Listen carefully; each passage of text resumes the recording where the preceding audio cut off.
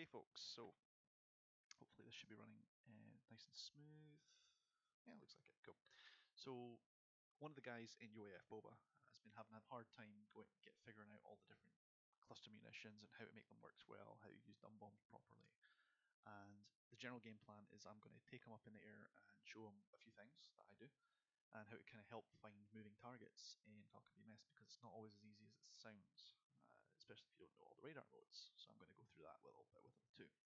I have him in the station, and we'll talk mostly on TeamSpeak, but I'm going to have in this corner here, right here, you're going to see the little whiteboard that we've set up. So we'll see how this goes. All right, Boba. So you're in the whiteboard now, right? Yep. So let's do one thing at a time. Your first forum post there, you were having trouble kind of going through the different bombs and what they're good for, right? So let's start with that. Exactly, yeah. What would be the first thing, I guess, yep. Okay, so some cluster munitions are better at others than others for certain jobs, but without I'm not going to try and do this too stupid for you. You understand the basic idea behind a cluster bomb, right? It Yeah, opens sure. up and spreads a whole bunch of explosives or Yep. projectiles or whatever across an area. Hmm? So, User I'm joined your going to have channel. the utterly horrible artist's rendering of a column of tanks. Hold on a second. Frackyman just joined TS. Maybe he wants to attend as well. Yeah, I have no Fracky, problem. you there? Woohoo! You coming?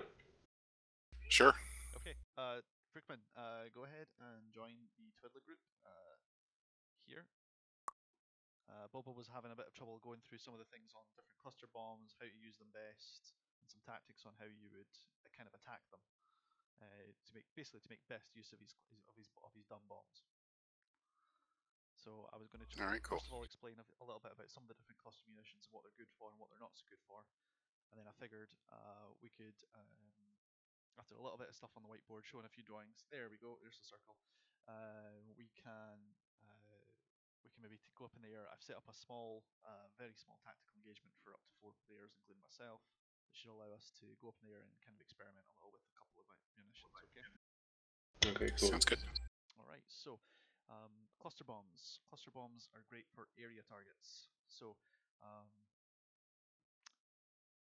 let me just do artist rendering of a column of tanks. Each blob is going to be a vehicle, because I am not Picasso.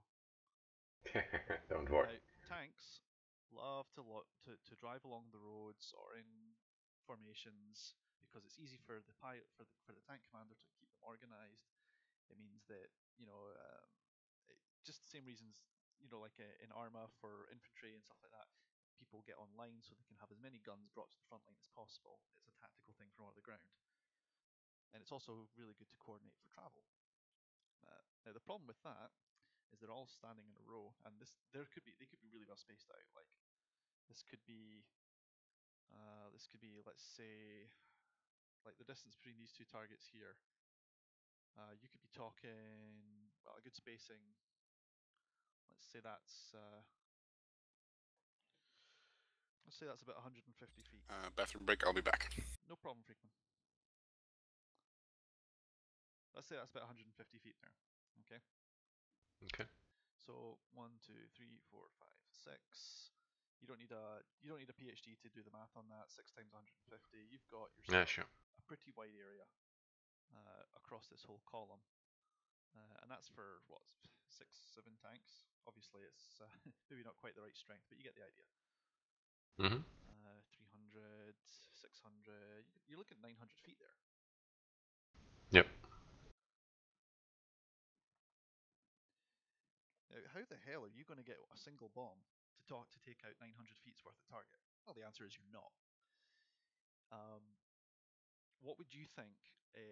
So this is where cluster munitions come in. Cluster munitions will sprinkle a whole area down with small explosives. Mm-hmm. So let's say you have something with about a 300-foot dispersion. Well, that means I can rubbish. That was nuts. That means with a 300-foot dispersion, I can get all of these vehicles right here. I could get another cluster bomb, and Okay, like 300-foot dispersion, what you're saying means like how far the smaller bombs in the cluster munition spread out, basically. Yeah, exactly. 300. So with 2 cluster bombs, I could potentially take these 2 guys out. Okay. And I would leave this one guy. In one pass, let's say you drop a pair of bombs. A pair of bombs. Say they're standard issue Mark 82s. With a pair of Mm-hmm. bombs, you'll get 1 guy and 2 guys. Okay? Okay. With a pair of cluster bombs, you'll damage or severely injure 3 a Soviet platoon, 3 tanks per bomb. Mm-hmm. If assuming they're spread out this far, if they're spread out, if they're further, if they're together, even closer, you could. Let's say we change the scale and they're now only like 50 feet apart. Well, that means you can get all of these guys. Yeah, sounds good. Okay, so that's the whole point of cluster bomb. One bomb, many tanks. The problem with cluster munitions historically has been that one small explosive is much less effective than one big explosive, right? Yeah. So over the years, your cluster bomb technology has evolved. I'm going to hopefully wipe the page. Figure out how to. I'm somewhat newer to Twiddler than most people. There we go. Click on the whiteboard and that clears it. That's nice. So your first weapon. Let me see if I can cheat and not draw a Mark 20 Rockeye. And I will just import an image.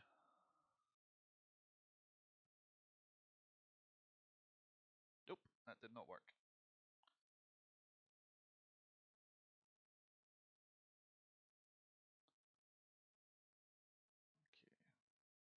Okay. What can you do with that? Open an image? So Yeah, I the was going to image try button and on the. I was literally just going to add an image to it. There we go, from a web page. There we go.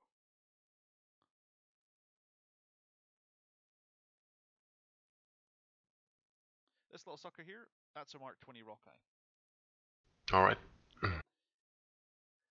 What happens is it opens up a series of munitions. Here's what one of them looks like mid-opening.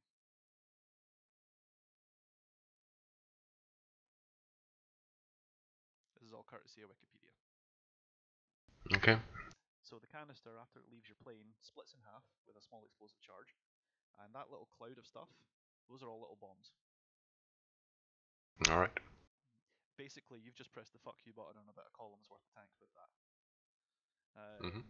What that's going to do is, as it spreads through the air, it'll spread out because hey, physics. And when they hit the ground, they will annihilate an entire area with lots of small explosives. But you see, the army's smarter than that because they know that tanks don't really respond that much to high explosives. So what they added in the Rockeyes as well was lots of little um, tungsten steel darts. So you know how modern tanks have your high explosive explosives, and they're good for killing like small vehicles, infantry, stuff like that. And then you have Mm-hmm. their armor piercing, which is basically like a solid dart of metal that just goes right into the tank. Okay. The Rockeye carries a mix of both, and it also contains a small incendiary titanium amount of titanium that's just an incendiary.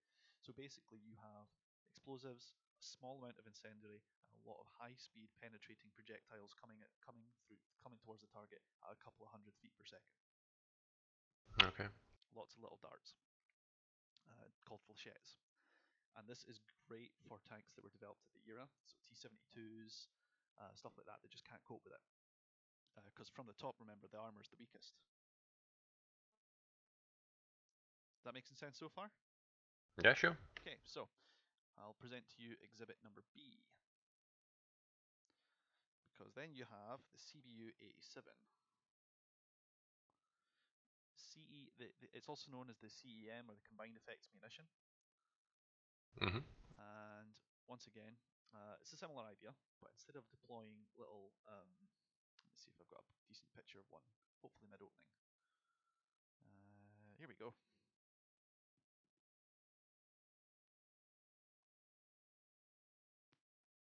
Artist's rendition.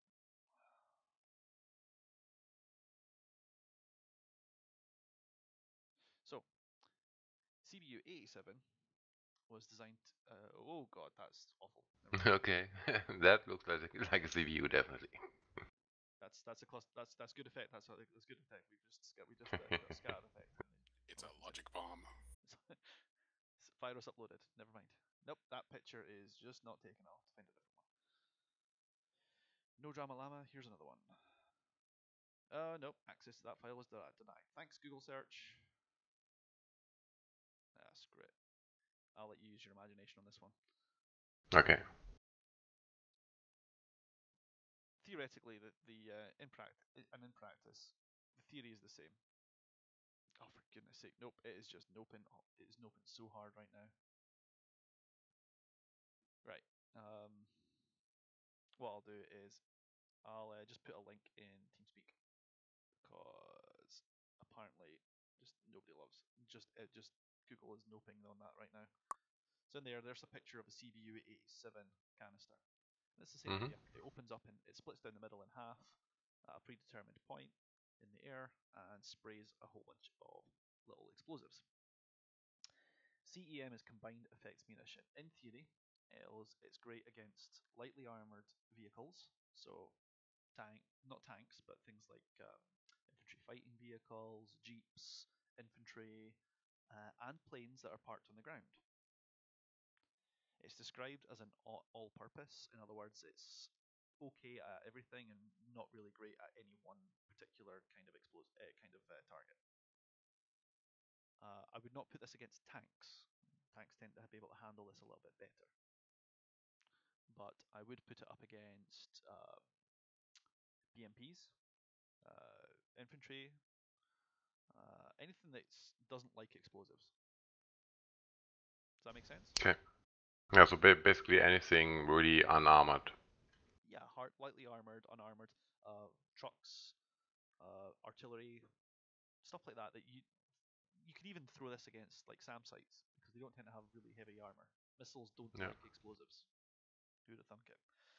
Sure. So the next one is an evolution of this because sooner or later people started figuring out that even if 98% of all those explosives fall on and you drop a canister full of these things with say a couple of hundred of them, eventually you're going to carpet bomb an area with what amounts to a large quantity of unexploded ordnance and all of the nastiness that applies with that. So basically what ended up happening is later on after the Gulf War, people were finding little yellow boxes all over the desert, and when they were cleaning up, they were exploding because during the first Gulf War and the Iraq War, everyone was dropping cluster bombs on tanks and everything else, and that's just not really on. So enter the CVU 97. It's a smart cluster bomb because and now this is now going to be getting more into theory here because BMS doesn't really use them this way. Hopefully this will work because this will give you an idea of just how nasty these things can go.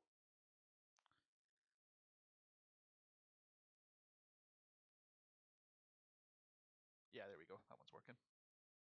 So what Mm-hmm. this one does is it doesn't actually come down and hit the target. It floats above the target on a small little parachute once it gets close enough, and it's got a little IR seeker in it.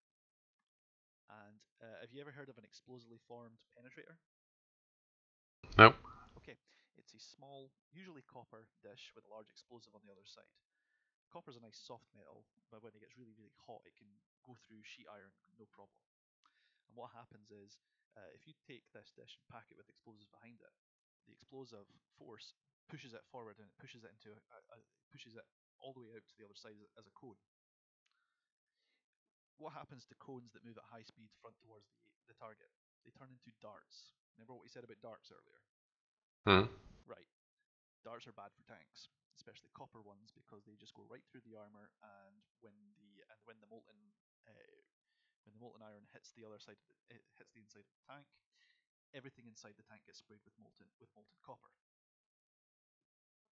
Yeah, fuck you button pressed. So what the sensor fused weapons do though is they aim these explosively formed penetrators at a heat source. If they do not find a heat source by the time they parachute to the ground, they detonate. That's the theory anyway. Okay. The result was a lot less unexploded ordnance, which it means it's safer now for both for you yourself to come through the ground that you've just captured, and it's also ethically pleasing for all the people who are worried about unexploded ordnance. Right. In BMS, CBU-97s are not modeled to this extent, however in DCS they are. Later on, there came the 103 and the 105, which are CBU-87s and CBU-97s with tail kits that correct for wind. They'll have little white kits on them. They have little white tails on them in BMS instead of the green ones. So basically, Okay. they are kind of like JDAM cluster bombs, if you will. Is that making sense so far? Yeah, sure, but just a question according to those. So, how far, how much can I guide them really? Those with the tail fins. Okay, the 103s and the 105s, you can guide them like you would a JDAM Okay. or a laser guided bomb. Basically, you point them at the target, you fire them within the release queues, and they will turn slightly. Basically, the theory is that they guide themselves. They correct for the wind. They've got Okay. a little INS in them, a little bit of GPS, and basically the theory is if you follow the release queues and drop them according to the radar, according to the correct symbology, they'll go where you want them rather than fall through the air as they're drifting. Mhm. Fortunately, in BMS, they're not that important because you don't have to worry about wind drift in BMS. It's not fully modeled. Yeah. So your job dropping dumb bombs in BMS is a lot easier, but it's also a lot more dependent on your accuracy. Yeah. Sure. Okay, so let's do a little bit of an exercise here. Okay, I am going to draw my usual cluster of tanks. So, Kim Il Sung's finest T-72 warriors strolling along along a road on their way to conquer Seoul. Now, that's tanks. For clarity and the avoidance of doubt, and because I've got the world's worst ability to draw, that's tanks. Okay. Mhm. Let's use a different color to avoid some confusion here. Uh, did anyone have a trouble seeing blue against white? No, not me. Cool. Frequent, you'd be alright with that? Sure. Yeah. I just have to be conscious of that because I have problems with shades, so I know other people do. So this blue one, let's call this a column of infantry fighting vehicles, or BMPs, people carriers, that kind of thing. Okay. Full of lovely infantry and crunchies. Okay, and this one is also driving along the road. Then let's have this last one. This is a green one. And this here, this is a set of, let's call these guys, this is a towed artillery unit.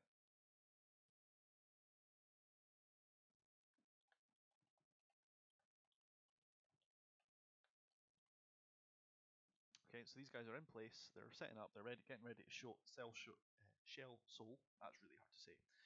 And then the tanks and the IFVs are already ahead, they're pushing on towards Seoul. Mhm. You're in the F-16, and you were told you were taking out these targets. What ones are you bringing to the what if I told you you're going up against tanks, what ones would you bring to the party? There are two What answers. weapons you mean? Yeah, what weapons are you bringing to that party? What are the ones that you're going to do the most damage with? There are two answers you would be I would be happy with. I'm really not sure how many I can carry, but of course for the Let's tanks. imagine you've got an infinite pool of them. Okay, so just don't worry about the ability to drop them or the tactics. I just want to check that you're understanding and you're following the cluster bomb Yeah, sure. themselves. So So for the the best tanks, weapon for the I job. yeah, for the tanks I definitely use the rock eyes, Okay. and if I can mix them up with a couple of CBU 87s for the rest. Yeah, no problem. Um, I see the whiteboard's expired. No problem. We've gone Yeah. enough of the theory there. I can always get us another one if it comes to it. But yeah, for the tanks, you can use Mark 20s. They're in theory the better option for that. I'd also accept CBU 97s. So either one of those are perfect for killing tanks. Anything heavily armored. Freakman, what do you think about killing IFVs? What would you bring to the party for IFVs? Lightly armored. They're lightly armored. They're not heavily armored, but they have some. Excellent question. I don't really know. And you might have some infantry by the sides or lightly armored vehicles. Some trucks come along with it as well, things like that. So you can have a real mix of stuff there. What do you think is going to be the best one for that? Probably the CEM, the 87. So you do know. There you go. Yeah, I'd accept that. Theoretically, you could use rock eyes as well, because remember, rock eyes are going to be perfectly okay if they can penetrate. If they can penetrate tanks, they can penetrate BMPs. And remember, they have a small amount of incendiary pellets inside them as well, so they'd also be really effective against infantry. There's a fun thought. So yeah, there's two answers for those, and they're both correct. Rock eyes are not as used nowadays because they're not as smart, they're not as directable, and they tend to just take out an area. They tend to leave a lot more unexploded ordnance, but we don't have to worry about that in BMS. It's a sim. Last but not least, the towed artillery. What would you bring to the party there? Think about what your artillery units are going to be like in terms of their armor level. Think about what comes with an artillery unit. Is it tanks? Is it just trucks with ammo on them? Is it people with, what are they going to be protected by? That kind of thing. I guess that's my problem. I'm not really sure if I know exactly what's in an artillery unit. Okay, well, the simplest answer is that if they're following Soviet doctrine, which most of anything that's read for in BMS will be, your tanks and your IFVs and your towed artillery would anything with vehicles that's mechanized will be protected by a couple of say Shilkas, the ZSU 23-4s, maybe an SA-8, the short range air defenses. You might find in more modern situations an SA-19, which is basically a Shilka and an SA-8 combined into one big, mini tank. And then you might also find, let's get rid of this twiddler because it's not working anymore. And then you might find, for example, that, and besides that, they'll have, say if you've got tanks, they'll also need weapons, so they'll have trucks with them. They'll maybe have a command vehicle with, which is a BMP2. So armor ratings will vary, but the overall objective is the tanks. That's got the heaviest armor, so you go with stuff that's going to knock out tanks first. Because if it's going to knock out tanks, it's probably going to kill trucks, right? Yeah, sure, definitely. I'm just thinking about talking about the amount of vehicles in general that you can take out. Is there a difference between, let's say, the Mark 20 and CVU 87? Excellent question. Not talking about armor or not. So you get what I mean. So the talking range, weapon, right? Exactly. That depends on the burst altitude. Okay. Okay, so I'll try and set up a second twiddler. See if I can game this little system of mine. If not, one of you guys can set up a twiddler and I'll join it. Yeah, sure. Go ahead and try and let me know. Start a new meeting. Here we go. It lets me start up a new meeting. Haha. Loophole. All right. Okay, cool. Because that's handy because I was done with that slideshow anyway. So there's the link in channel, guys. Fantastic. Okay, so where are we with this? Burst altitudes. So artist's rendition of a burst altitude. In green, the next blob will just be the bomb. So it's fallen off your plane, it's hurtling towards the sky, and you want to control how wide of a spread there is. There are plenty of reasons why you'd want to control how wide the spread are. You might want to make sure it's really effective against a very small area, which means you don't want it to spread out too far, or you might just want to scatter an entire area because you know it's full of tanks and the tanks are really well spread out. So there's two ways you can do that. You can one of them's in your control and one of them's out of your control. You can basically what you want to do is you want to make sure there's as much of a concentration as possible, but that you're not wasting it. Does that make sense? Mm-hmm. Okay, cool. So burst altitude, let's say here's the ground. Okay. The height between where the bomb is right now and there, that's the burst altitude. Does that make sense? Yeah, sure. So if the bomb would explode at that altitude. Yeah, this is the point where the bomb's going to separate out and throw its Okay. cluster Okay. munitions. So if I said the burst altitude was let's say it's 1,000 feet. Okay, there's number one, and we draw ourselves a little cone representing the fact that the cluster bombs are falling, and obviously the bomb's going forward, so it's going to burst forward like that. Okay, so Mm-hmm. all of this area, let's mark it out in red, because if it's red, it's dead. This whole area is going to get covered in cluster munitions, right? Okay. Okay, so let's do a new bomb. Let's now say and just to clarify, this is a separate situation, a separate pass or whatever. We'll just draw this line here to differentiate them. Let's say we're now at, let's call that 500 feet that the bomb's dispersed over.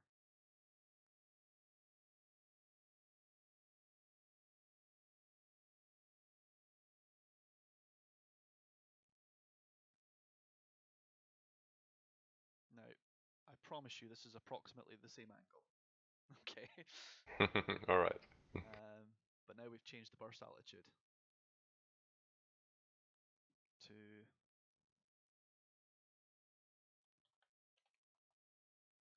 500 feet.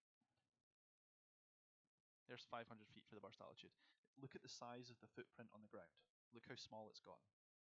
Mm-hmm. Okay. So the instant conclusion is, oh, let's just drop them as high as possible. We'll spread them out as far and as wide as we possibly can, right? Mm-hmm. But there's a problem with that, because you're still, let's say you've got User 500 joined your bombs channel. that come out of this. It's probably more than that, or maybe less than that, but let's just give us a number of 500 bombs. If you spread 500 bombs over this area, let's say for easy numbers, that's a 1,000-foot spread. So that's on a 500-foot bomb, that's 2 bombs per foot, right? Mm-hmm. Now, let's say that same 500 bombs spreads over this distance, and because it's half of the burst altitude, let's just say for easy numbers, it's roughly half of the spread. So it's now a 500-foot spread instead of a 1,000-foot spread. You've increased the concentration. Yeah, sure. Okay, and the more concentrated the blast radius is, the much more extreme the damage is going to be. Does that make sense? Yeah, definitely. Okay. Hey, wake up. Oh, someone's poking me. Hang on. Nighthawk just came in. Hey, Night. Hey, Nighthawk, how's it going? Good, and you? Thanks. No problem.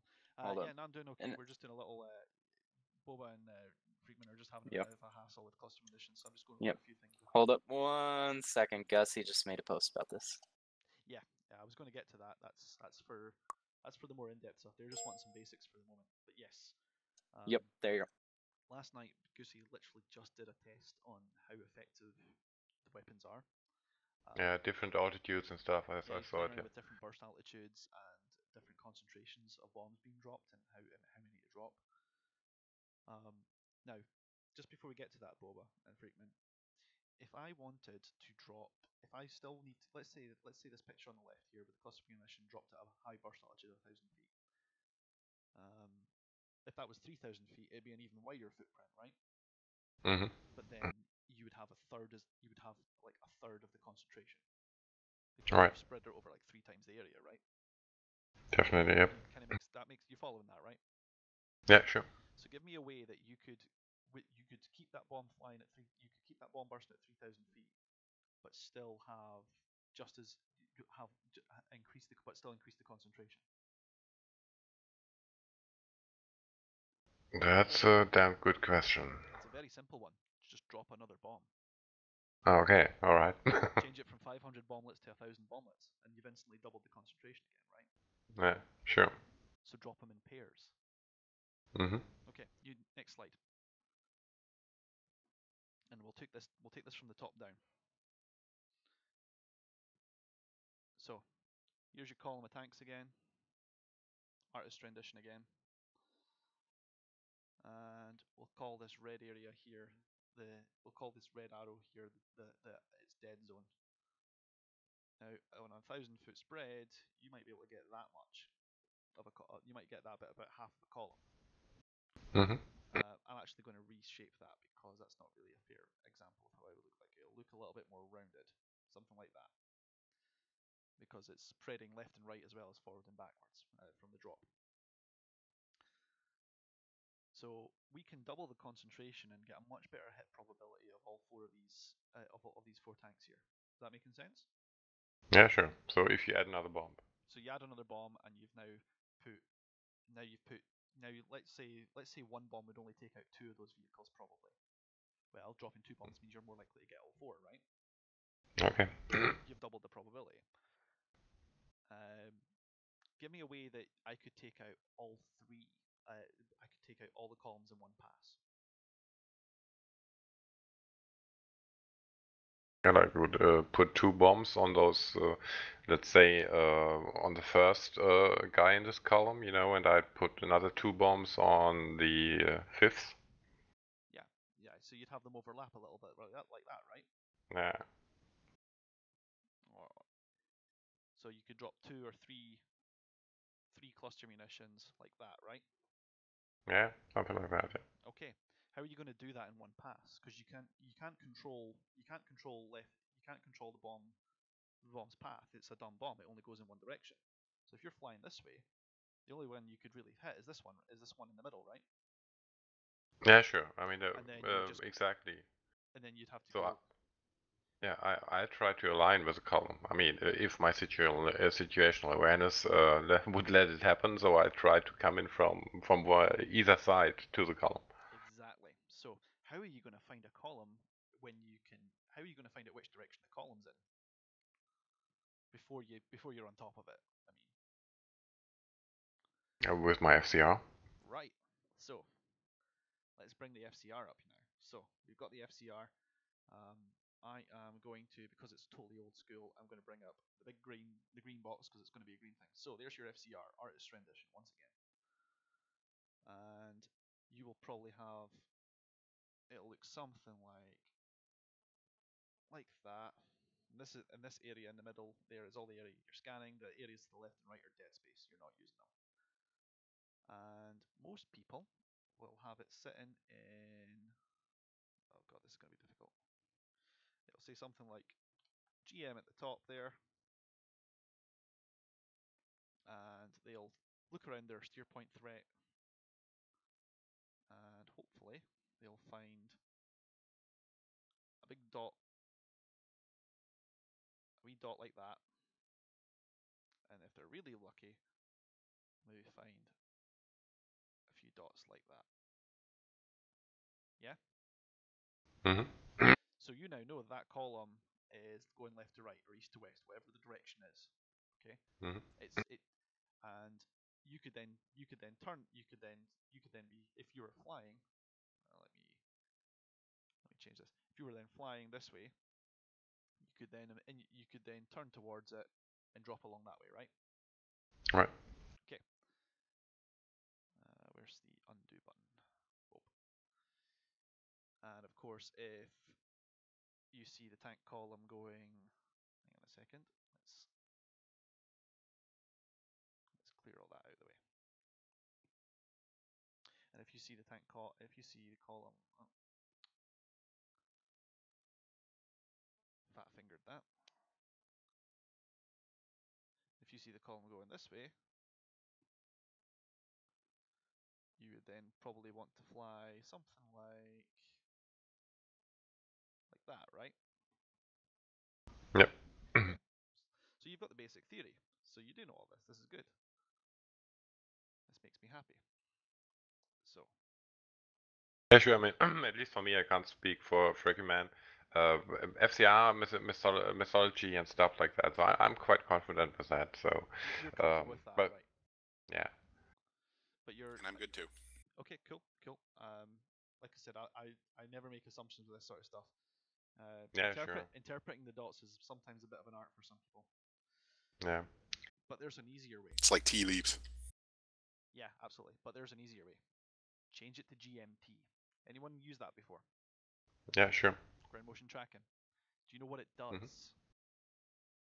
So I'm not really 100% sure, but so far I thought that if you're looking for moving targets, you would have to use GMT mode more or less. So Right. you're saying even with GM mode, I would see moving targets? You would, but Okay. you wouldn't see them moving. They would just be a column, and then on the next Okay. sweep they might move slightly to the left or to the right, or up or down or All right. something. Okay. You'd have to I get it now. Okay. you'd have to pick it out yourself amongst all the other dots.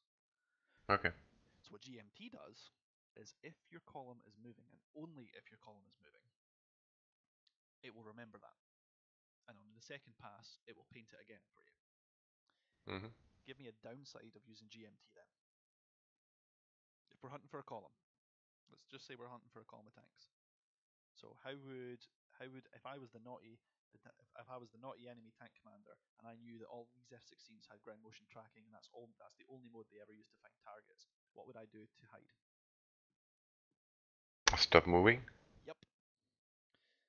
So you need to think about that. If you're hunting for a column of tanks and you can't find them and you know they're in that area because that's what the briefing says, go Mhm. back to GM. Okay. Does that make sense? Yeah. Sure. So you might want to flip between them a few times, especially if you are looking at an area and you're thinking, these guys are definitely here. I'm sure they are. Go back to GM and see if they just show up as a line. A line, nature doesn't have lines of dots. You don't see.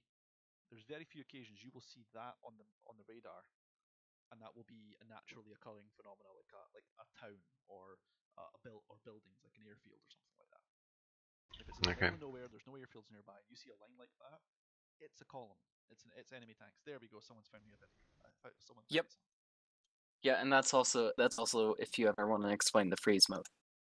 Yes, the freeze mode is really handy, but um, I'm going to skip that for the moment because we can show that off in game. Another mode I'm a big fan of is, if I can just get rid of this, is the other button that you'll see down here. Snowplow mode. How many guys use that? Not really. So that's a good thing if you want to explain that. Yeah. All right. What about you, Freakman? Have you seen that? Have you come across that in your travels? I used that on the last flight, in fact. Fantastic. So Boba, snowplow mode does not. So when you're looking at GMT mode normally, it's basing the area that it's scanning on against the steer point that you've selected. Mhm. So it's aiming the radar at your steer point, and then it's doing the scan left and right. Does that make sense? Yeah. You can see why that would be useful. You select the steer point around your target area, and you start letting it sweep away. Yeah. What snowplow mode does is, let's say you're at the area, but you can't find anything, so you go hunting for a target of opportunity, or you're kind of somewhat sure it's there, but it's not quite. SP is snowplow mode, and what it does is it forces the fire control radar to ignore the steer points. It literally just sweeps right in front of it. All right. So you're turning the plane, you're moving around, you're nowhere near your steer point for whatever reason. And if you press snowplow mode, it will start scanning just right in front of the aircraft. And you can do this in GM or in GMT mode. You can imagine how powerful that is when your mission is search and destroy, right? Yeah, sure. So I'm just thinking because I didn't know that. So what you're saying is basically, if obviously I will have a steer point selected, my radar will always try to point at that steer point unless I use Yes. snowplow mode. Yes, Okay. exactly. So you might notice at times when you're turned away from your steer point, and we'll do this in the practical. But you might notice that when you're turned away from the steer point, not all of the image on the radar scans. You only Mhm. get like a part. You only get a chunk of your radar actually scanning. Most of it's black. All right. Can you remember seeing that at times? Yeah, yeah. Yeah. What's happening is the radar is only pointing itself in a cone towards the steer point. It's it's trying to help you out because it's doing what you asked it for. But obviously that's not very handy for you. Okay. So the snowplow mode forces it forward. It will ignore steer point lines. It will not. It's not ground stabilized. It's just pointed towards the front of you, and it's scanning the ground immediately in front of you. Okay. When you find something on the radar you want to investigate, what you then do is you press TMS up, the target button, to lock something, and you'll see that very familiar cursor. Okay. Like that, somewhere in the middle. Mm-hmm. From there, you can use your radar cursor, and let's just say you find something like that. Yep, thanks, freak. Then you just bring the cursor over to the tanks, and now the tanks. And then let's just to update that image. Now, before your immediate picture, before you hit TMS up again, after you've done that, just fat fingered that.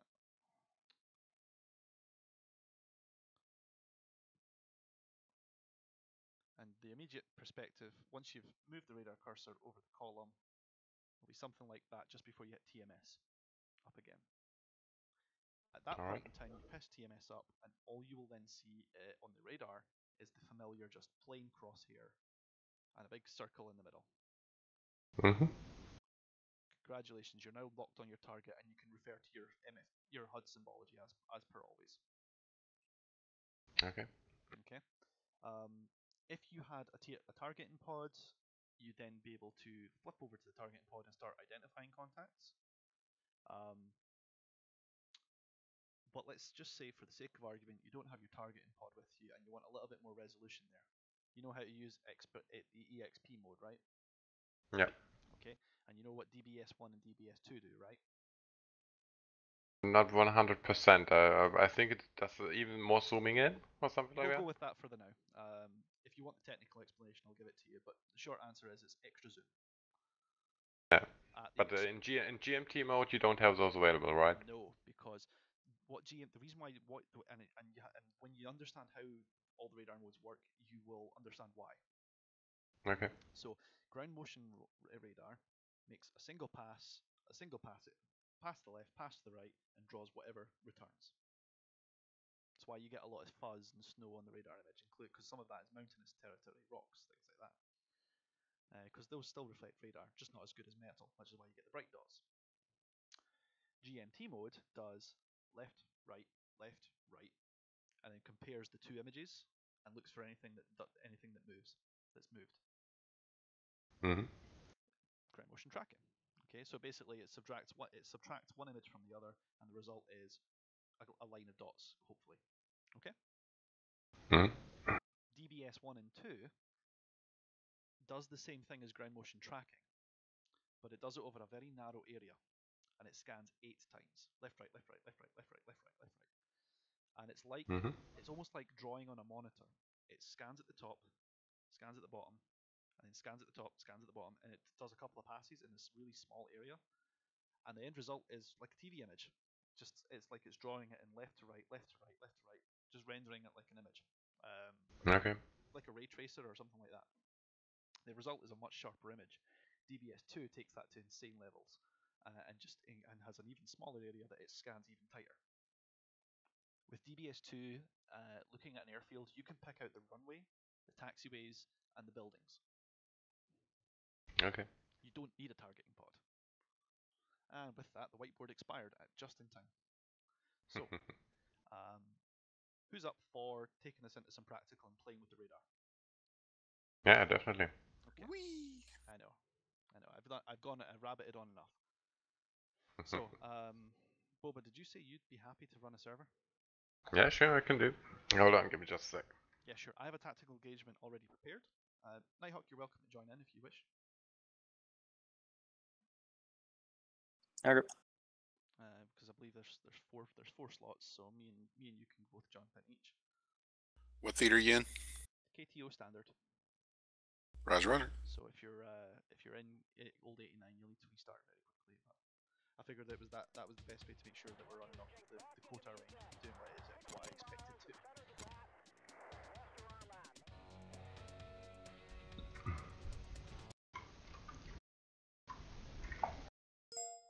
Alright, here's my IP, guys, so not up yet, but just so you have it. Outstanding. You guys may hear a vacuum in the background. I apologize in advance. No drama, Freakman. That's the nice thing about IVC. It'll only work once it's turned on. It'll only work. I'll only hear it when you're talking. It's fine. We'll just work it out as aircraft noise.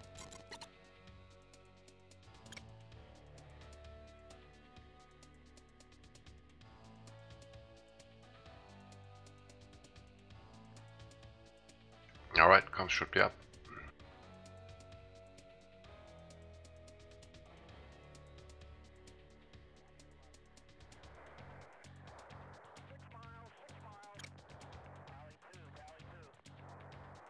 Yeah, looks good.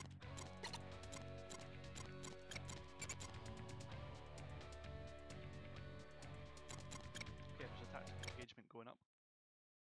Okay, let me grab it and save it, hold on. Yes, please.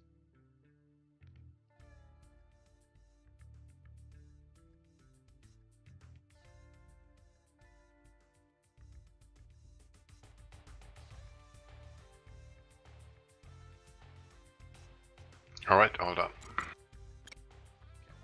Right. I've backed out of my version of it, so Mhm. put it up yourself if you can. This is Okay. find out if the data card just got kept with it. I hope it did, because I made a very pretty set of links for the range. Okay, should be up. Yeah, okay. Nah, it's okay, it's fine. Oh, it did work. Just hit load, that's fine. No, Nighthawk, you don't get to drive the KC-10. Okay, so in the interest of quickness, unless anyone wants to, we won't be doing a ramp start. I think that's pretty reasonable. We'll just do takeoff and taxi. Okay. We'll be on Victor channel 1 and tower just as per normal procedure channel for the tower. And we'll move over to channel 13 or 17 rather once we're in. I'll explain the flight plan as we're going. Basically, from Tier 2, we'll be all formed up, we'll fly out to Tier 3, and from that point onwards, we'll start trying to use the radar to find things. Okay, I have ordered this Scud Battalion to move, and I picked the Scud Battalion because they've got some vehicles that are lightly armoured, and more importantly, there isn't anything in there that's going to shoot at us with anything like SAMs or even aircraft. So you'll be able to. Don't fly really stupidly though, because they do still have commanders DMPs, so they're still the man-hat threat. But at least all you have to deal with is trucks and Scud launchers. You're not going to be dealing with. You're not going to be having to deal with AAA. Okay, so the hard deck would be like what? The hard deck for this is going to be 10,000. Okay. That gives you plenty of time to set up CCIP and so on. Loadout wise, I'll let you guys I can customize your loadouts if you want to practice with a particular bomb. What I have done at the moment is a set of rock eyes on each wing and some drop tanks. I'd actually like you guys not to take the target pod as a reflection of kind of what we're doing with Korea at the moment, because as I've already explained, we can find things without it. But if you want the target pod, I won't hold it against you. No, it's fine with me. So it's trading, so just let's try. Yeah, okay. Rock eyes are going to be perfectly up to the job of knocking out these vehicles. But if you want to practice with something heavier like the 87s, I can put them on your plane instead. I don't mind. For me, it's fine with Mark 20s. Okay, cool. And then we can talk about setting the burst altitudes and kind of playing with that and demonstrating the effect. While we're in the air, maybe me and Nighthawk will do a few attacks, and if you watch the attacks as you're going in, you'll maybe notice just how wide of an area of an effect, say a higher burst altitude has over a smaller one. We'll play around with that a little. We've got more than enough fuel for this as it is, but if you want to carry big drop tanks, I can do that instead. It's up to you if you want something really long for your time. I guess it's fine. Okay, cool. In that case then, does anyone have any questions Mark. about... Say again? I was just gonna say, Mark 20s it is. Mark 20s it is. 'Cause we all know Yep, how much old fashioned. You know me, I love my Mark 20s. I figure if you can get hits and kills with Mark 20s, then the theory behind the 87s and the 97s is exactly the same. But they're lighter and you can carry more of them, so you get more practice. Okay. So maybe Gostok, one question from my side, because that's also something I'm mainly struggling with identifying targets on the ground, especially when you don't have a targeting pod. You guys probably do use field of view zoom, you know, to zoom in on the ground. With the targeting pod, yes, and with the No, I mean without the targeting pod, just visually zoom in, because that's what I'm seeing lots of videos like from Kraus as well or something like that. I'll just use my mouse wheel for that. Yep, and I can also explain kind of the tactics of how to make it easier to find stuff as well. Yep. Like Okay, cool. the ghosts, like the CCRP and the CCIP dive. Yeah, we can do both. We can play with both. I just want to get them comfortable with the radar itself. The major thing situationally, Boba, is that if you find a hostile, is making the target, making the system, all the systems work for you. And I'll explain that a little bit as we get in the air. But basically, situationally speaking, if you have your steer points over the target you're supposed to attack, and you find a line, if you find a convoy in the vicinity of that line, you can be rest assured it's pretty hostile. If it was right in the front page, or rather, sorry, if it was on the front line, you would. This is one of the reasons why you'll see in my videos, I'll always make sure a point of drawing a fairly detailed and fairly intricate forward line of resistance. So if I'm comparing the HSD and the FCR cursor, and they're all on the north side of the forward line, I'm reasonably certain that even if it's not the target I wanted, it's the right target. It's a hostile target and it's still okay. You know what I mean? That's a good point, Gostok. If you draw lines that you want to have on the HSD, I mean, I get that, but how do you see them also on the FCR? Do you see them on the FCR? MFDs, right? Sure. So on the right MFD you have your HSD, and on your left MFD you have your FCR. You'll notice the cursor when you move the cursor around on the FCR, you'll notice it move around on the HSD. Okay, right. And you just compare the two lines and make sure they match. Okay. Also, if you have it set properly, under modes, all your master modes have the option that says display bullseye. If you do that in the bottom corner of the FCR, you'll get a bullseye reading for where the cursor is. Obviously, you can compare that on the. Yeah, I do have that, I think. Yep. And you can compare that on the HSD as well, making sure that the target is north of your bullseye or is in the vicinity of the bullseye that you expect to be a hostile zone. Okay. So you'll see that when you're playing around with the mapping and stuff like that. Just as a note, though, in the Nordic campaign, the Russian troops like to move at like 80 miles an hour.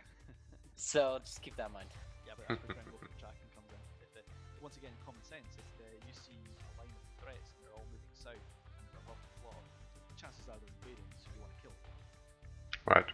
So you just got to apply what you know about the terrain around you and what you know about the direction of the contacts, what you're expecting. Imagine, if you will, what you're expecting to see on the radar, and if it matches those expectations, you probably know what you should be shooting at. Does that make sense? Yeah, sure. So it's just kind of mentally imaging the radar picture and comparing it against what you're expecting of terrain and how far north you are.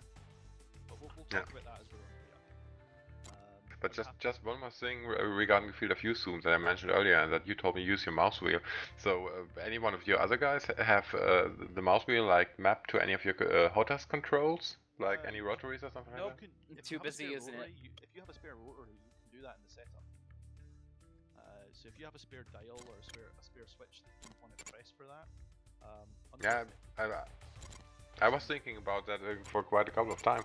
Actually, I'm using a Warsock stick with a Cougar throttle, so original Cougar throttle, and with the Cougar throttle, the range knob is not mapped in shifted position. So it's just, you know, the usual range stuff that you do for zooming in on the TGB or whatever.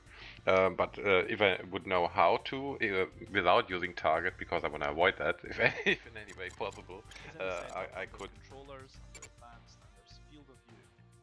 If you set it from keyboard to an axis, that you can detect, just like when you're assigning the throttle in BMS, same idea, just but under view control. Yeah, but thing is, Gostok, I don't think you got me. I wanted on the shifted function, you know. I got a pinky switch, you know. I don't know enough about target, but I suspect it's going the target job. I guess so, yeah. So I'm probably gonna go into that when I find the time. There is a default button which is L, which switches between 3 stages of Doom. So I don't know what that looks like on the keyboard setup, but you might want to look through that. I mean, it's one default setting on the Warthog or respectively the Cougar actually as well. If you pinky switch and TMS up, you can zoom in and zoom out certain levels, something like that. You know, that's probably them using that same combination there. So that may be where you're at. could be. It's just a different way of doing it. Yeah, it's just not you don't have the full zoom available that I could do with the mouse wheel. So it's not it's zooming in, you know, really kind of close, but not the full zoom level that you have if you pull your mouse wheel all the way forward. The other thing as well is I do actually make the point of making sure you use smart scaling. So make sure that's set up in the simulation setup. Let me just check. It was months ago when someone told me how to set it, but let me just have a look. Simulation. 6th item down on the right hand side is smart scaling. If it's in green, you're alright. It's enabled, yeah. Yeah, so if it's enabled, what smart scaling does is that at long distances or if something's moving, it makes the image bigger.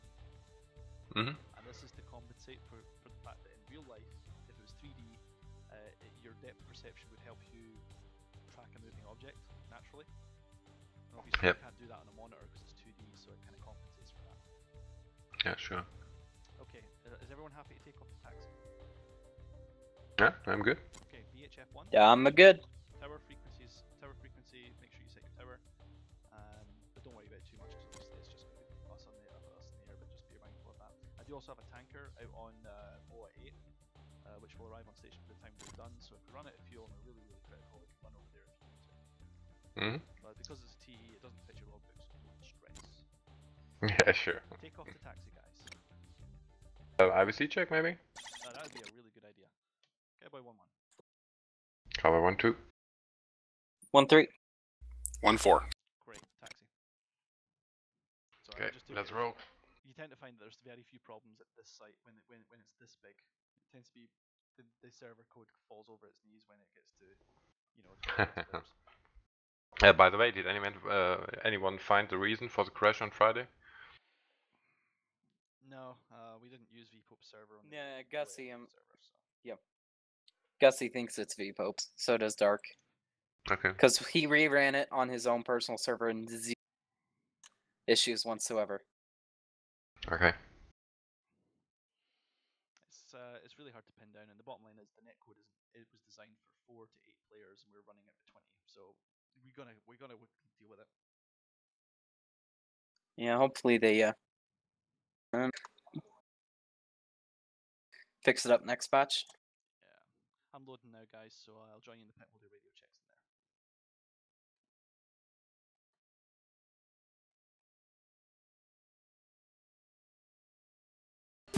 Choosing the pit. Cowboy 1-1, ready for departure. Leaving the pit. 3. 4. Alright, got check-ins from you all. Because it's modern, you get data. Okay. Choose good data.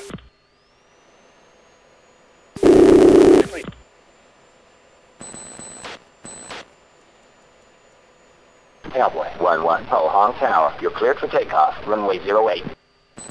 Cowboy 1-2, Ho Hong Tower, you're cleared for takeoff, runway 08.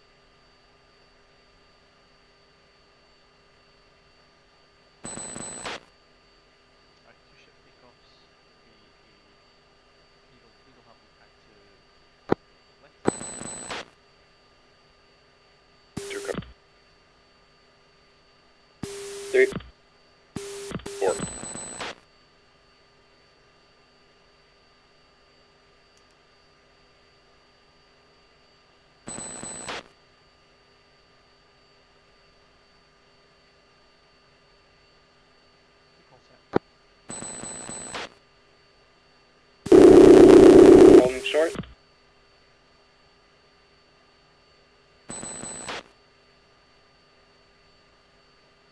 stepped on there. Yeah, 2's holding short.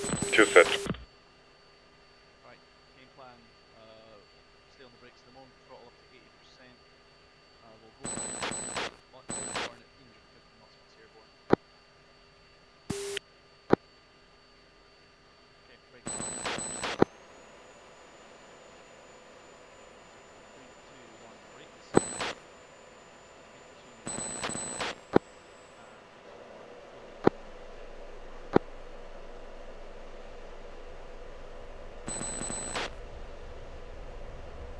Cowboy 1-3, Ho Hong Tower. Taxi clear of the runway.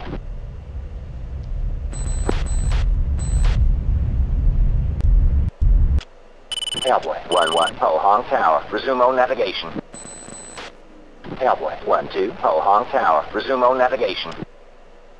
Cowboy 1-3, Ho Hong Tower. You're cleared for takeoff. Runway 08. Cowboy 1-4, Ho Hong Tower. You're cleared for takeoff. Runway 08. 4 set.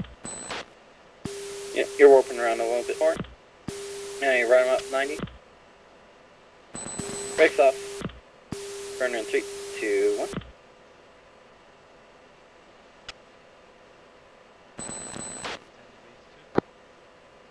Two.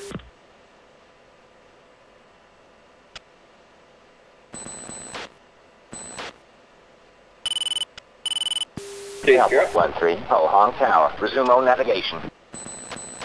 Cowboy 1-4, Ho Hong Tower. Resume O navigation.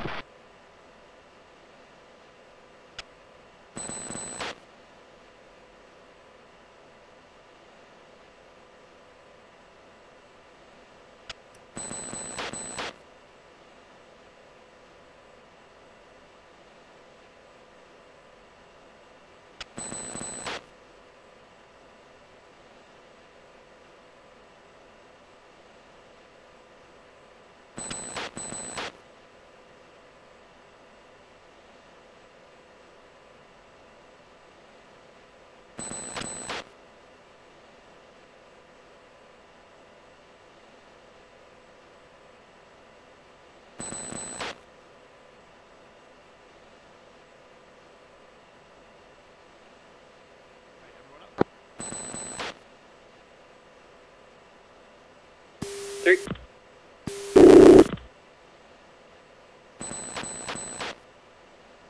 guys, push channel 17. 2. Okay, 10 degrees, but I'm going to be quickly relaxing that very shortly, passing minus 12, 20.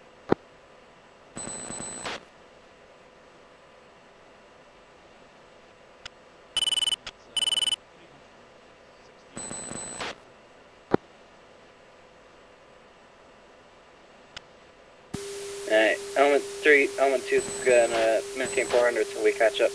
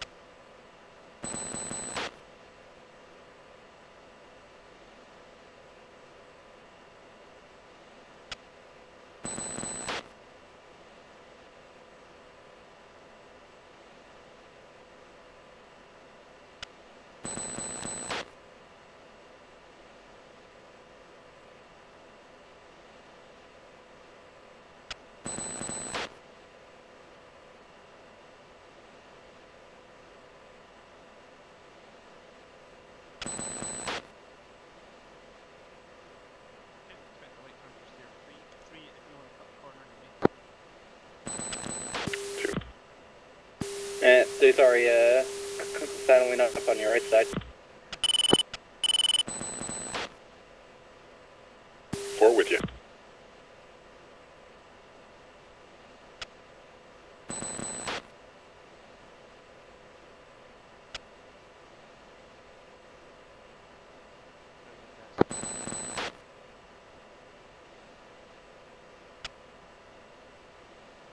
Okay, from 03, 9 set.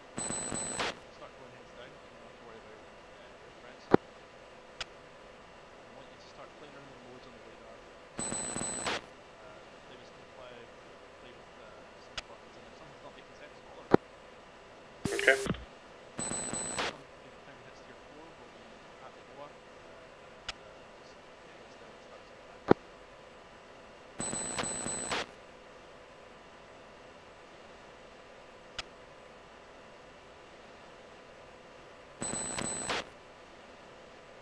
you want to do a couple of bypasses, just put it down to sim mode, do a couple of bypasses.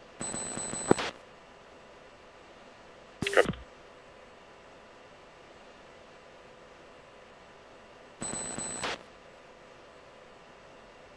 Guys, this is some red arrow shit right here. Okay, I'm going to level off, so I'm going to start accelerating. 260 knots is not a speed. Well, that's the only thing with carrying this many custom bombs, guys, is your driving as hell. 40.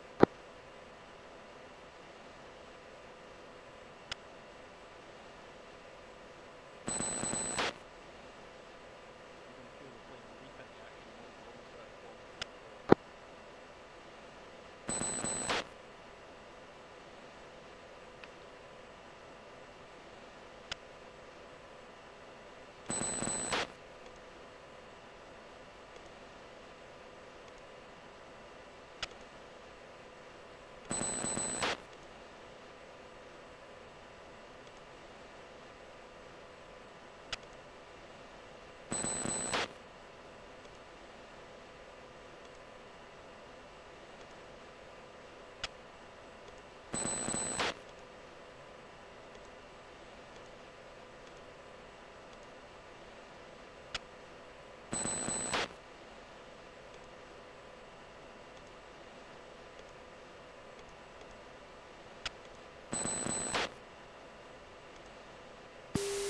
Did you cover the proper burst altitude for these things, Ghost?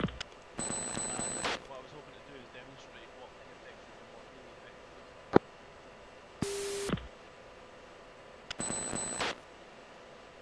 So I think for the moment, Nighthawk, what I want you to do is I want you to set your bomb to good burst altitude.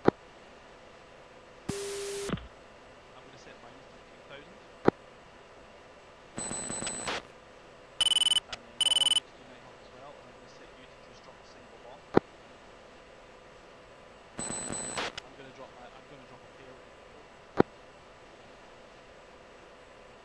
And that's tier 3, guys. Go ahead and make a defense check. Needs fenced, 106. 2 fence, 103.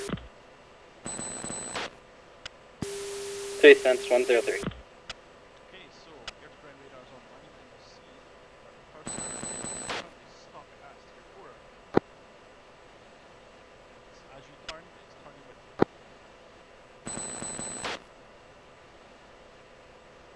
you. Right, okay. Okay. And in GM mode, you'll see it's dots probably around about 10 miles or so from us. And that will be deleted. The white spots on the radar are high areas, not the mountains. Just bear that in mind if you're using, because you can actually use this to navigate.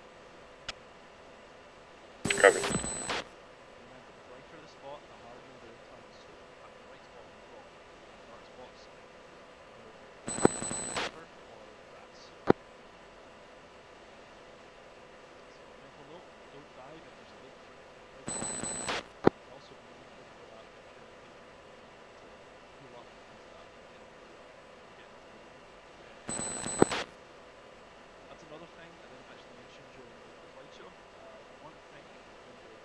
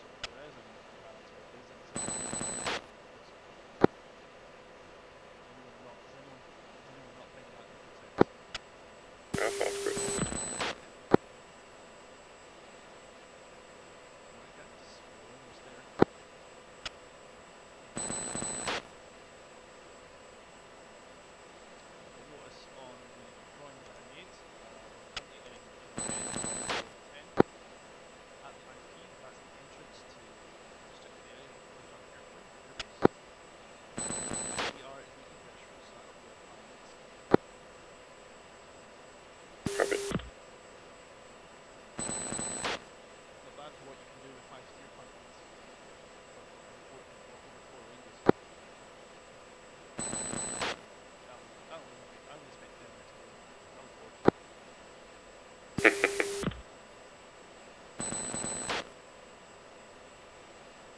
so looking at the radar, you see we're now coming down to 20 miles or 20 miles to point according to the radar. Look up at HUD, I'm reading 13.0 on the game.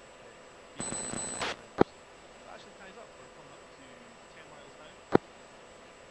So you're seeing how I'm reading the range rings there. Okay. So top left corner it says 20 and it's going to start counting down automatically for us. We just crossed 10 miles to go 4 and sure enough we just passed 10 miles. So that's halfway between the top one which is 20 and the bottom. Now we're coming to 10 miles and there's a single line in the break. That's coming at that 5 miles. Then we see the little column just on the right side coming up the 5 mile range.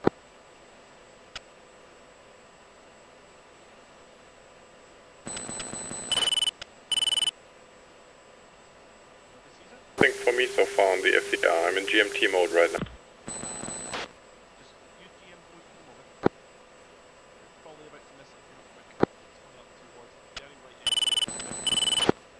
Okay, I see it. The only thing with that is that's not a convoy, because I didn't place that there. That's probably a bridge. The reason why I know that is because if you look out to your right, there's a structure there. It's in a line. It looks like a bridge. Okay. So, select steer point number 5. You will see a whole bunch of stuff here. Because the enemy might get great. So, you want to know how to zoom in, but you want to make sure that you can find the target. So, you see how your crosshair and the lines around it? So, if you look at your FCR, you'll see that your crosshair has some square shapes.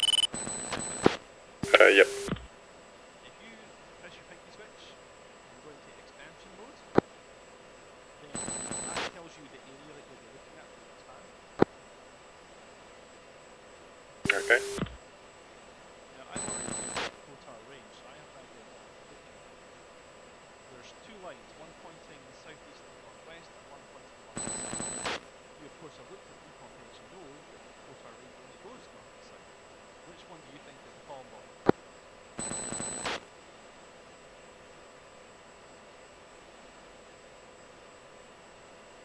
Guess one further to the north. Yes, again. Just remember, think about this again. Kotar range runs north to south. So the structure of Kotar range runs north to south. Look at the other set of lines there, running southeast and northwest. There are two lines of traffic there. One running north to south and one running south to north. See that now? If you can't see it, go into expanded mode and look at the range again.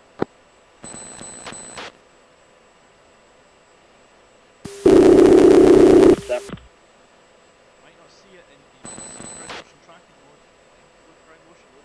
Might not be moving there. And past them. That's it. So we're going to go around. We're going to come around again to steer. Select steer 7. Let's come around to. Reset and go back to steer. Reset and go back to steer 5. Try that again. Copy. So, Cobalt, I want you to try it looking again, but I want you to try it do not use GMT this time. Okay, copy. And hopefully see what happens. 2 and 3 there, sorry for not briefing the right time. well, I've gotten used to cloning your wing before, Gus. You just have to be prepared to do a under the tail switch at any second. I'm off your left wing now. In all fairness, that's kind of serves you right for that close to your Uh-huh.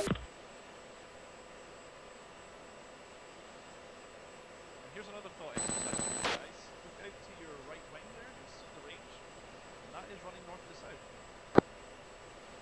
All those dots on the radar, that's all the targets. They're the crosshairs, the gun range, the little vehicles, all that sort of stuff. That's all of it. You can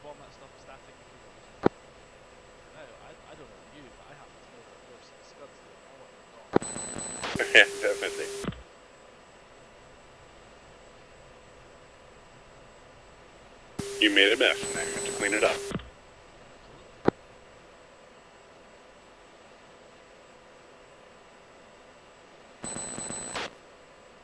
one thing to bear in mind is that this aircraft, fully loaded like this, does not like Gs. Your turn group is a bomber. You must not pull above 5 Gs. If you do, you will almost certainly break the bombs.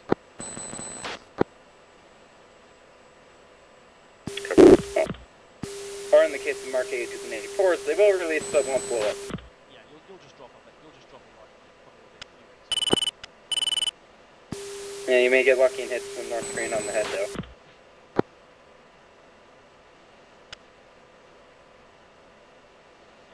Yeah, if you chooses the VDRs to the box. Hey, Springtime, how's it going? Okay, so Boba, are you in GM mode? Yep, I am. Okay, I'm deliberately pitching this a little further away now because I'm keeping the front quite careful. I want to give you plenty of time to acquire the target. You're going to re-enter the range, so reference sphere 4, don't turn to it yet. Stay on my way to the holding. Okay. A little bit behind you right now, so don't worry. I'm not. Nighthawk, expect a right turn.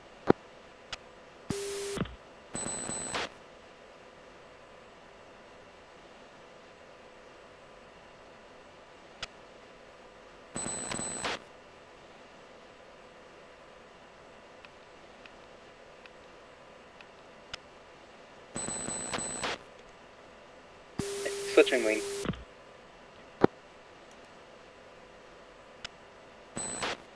Okay, 2, making a right turn now. 2. If I'm going too fast for your get away from you, let me know.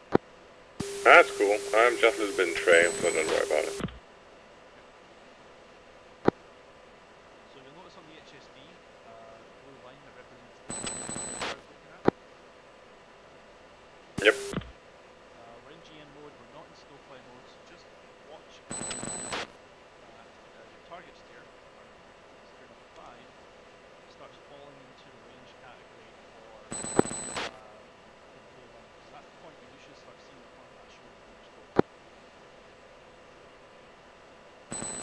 This is how you know when you're looking at your Steer 4 referenced or already steer 5? Yeah, we're just, I just use steer 4 as a turn point. Continue the turn, I want you now to reference steer 5. Copy. And you'll notice that steer 5, when you reference steer 5, the radar imager jumps the crosshair and now basically your radar is looking for steer 5. Does that make sense? Yep. Please tell me if it doesn't. It's the best at explaining these things.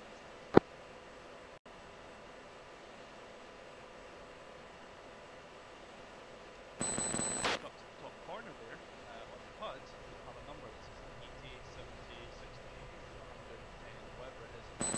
Crosshair. Take a wild guess what that number is. What's that number? Above the heading, next to the crosshair, you'll see a number. It'll probably be like 110, and then it'll go 100, 70, 80, 60, 50, 40. I see that number. Just ask what the number is. It's the bearing to the target. Okay. So line says 50, I'm about 50 degrees to my target. Now it's 40, so it counts in multiples of 10. So but it just gives you an idea how much further you've got to go. Okay. Now the crosshair is sitting around at the 20-mile marker. Coming around it. Once I level off, I've got a funny feeling I'll start seeing dots.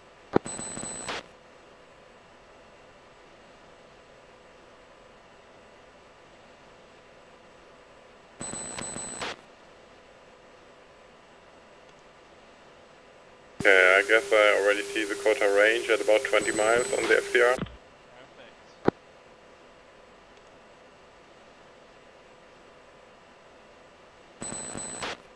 So, have a look at steer points. Copy.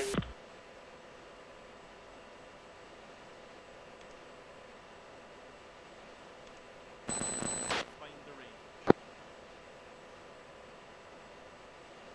find the range? Yep.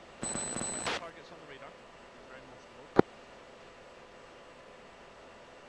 I guess I see the column, yep. Now you see the column how it's running north-south, right? Yeah, something like that. The column's not running north-south, it's running southeast to northwest. Now, let's think some tactics here. Where do you want to attack first? Try the far end of the column, so the point that's nearest to me, obviously. Yeah, we're lazy ass pilots. Let's do it nearest to me. But what we're going to do is we're going to hunker to the right slightly. Don't target up on the radar, just hit position. Okay, we're going to hang a right. And we're going to keep hanging right until the line is horizontal. Copy that. Okay, this is going to give us some separation. Now, theory, when I turn to the left again and start running around,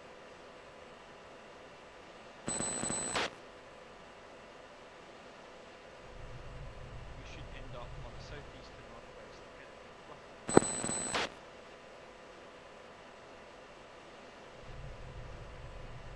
Cool, we'll turn in.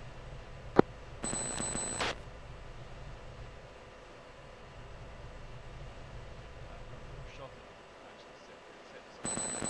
So if you're still in trail, you'll be probably pretty well set up. He caught up with me, didn't he? He caught up with me, damn it. No, it's 7 free, so I'm just watching us do circles around the target.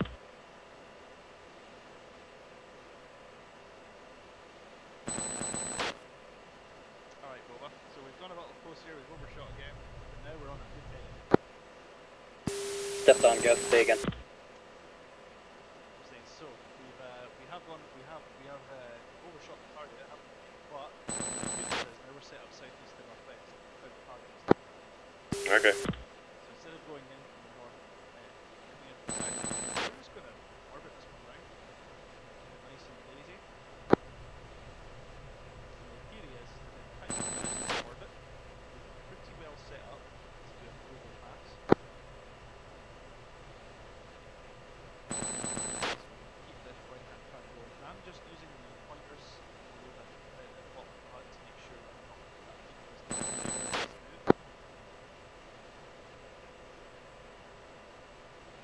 Our countries are ridiculous. 27,000.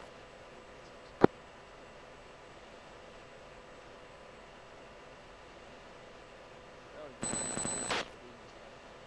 These countries are massive.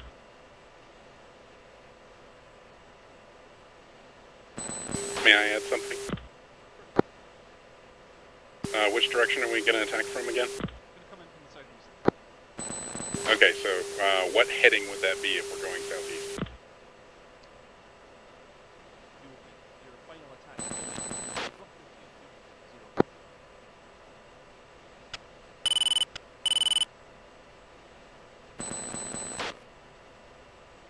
You're going to set up your cursor above the unit.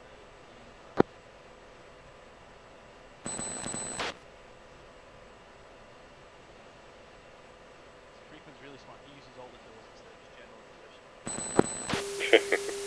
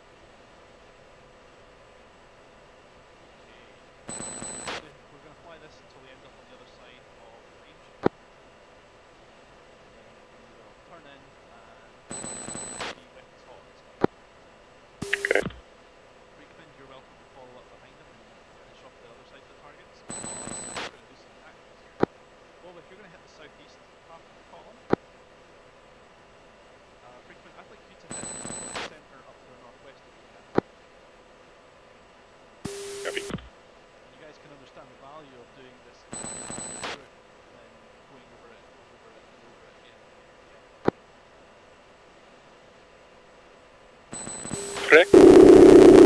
Clue what happened, but I lost the column again on the FCR. Don't worry about it. We're going to reacquire it when we come back round.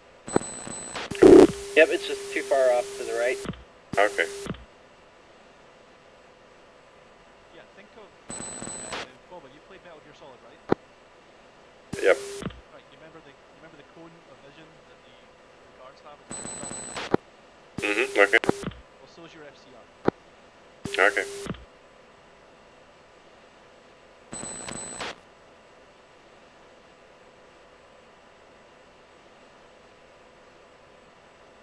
it only ever looks forward and it only ever looks at a certain angle. For motion mode, it kind of points itself down a little bit. Because we have a rough idea of where we're pointing this thing, we know roughly when it turns when it starts turning. Hopefully, we're going to pull a fairly tight right-hand turn in a moment, so watch out for you. And that will allow us to get this turn set up and finish in time with us completely set on its off. So I'm going to start my turn. It's going to be fairly steep one. I'm actually quite happy to lose a little bit of altitude.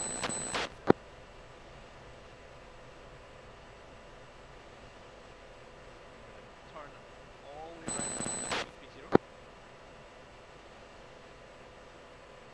If I get it right, looking at the range and mentally remembering that image in my head about how it all looked, I'm feeling good about this pass.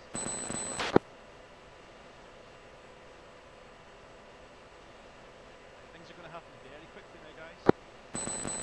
Get yourself centered up. Get yourself leveled off. Start following the HUD symbology. Make sure your weapon's in arm. Find the column.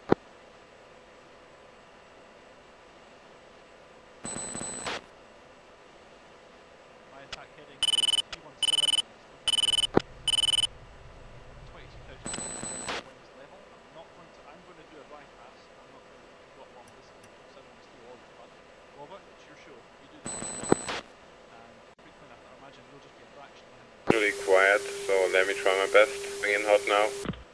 Don't follow that CCRP.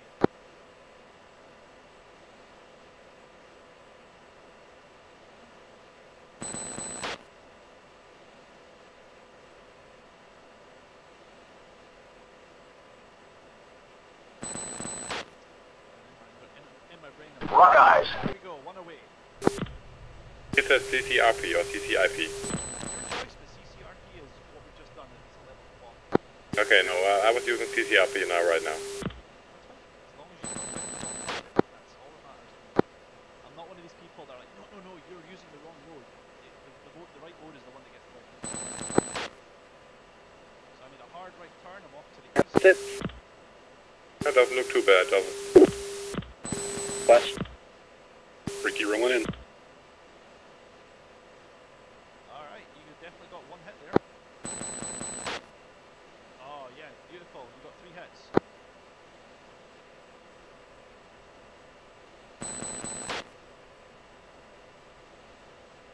Alright, Boba. Follow. Rock eyes. Rock eyes. I lost you guys visually, hold on. That's okay, nice thing about the data link is you can cover, but all we're really doing is following the racetrack pattern ourselves to get ourselves up heading. Okay, coming around.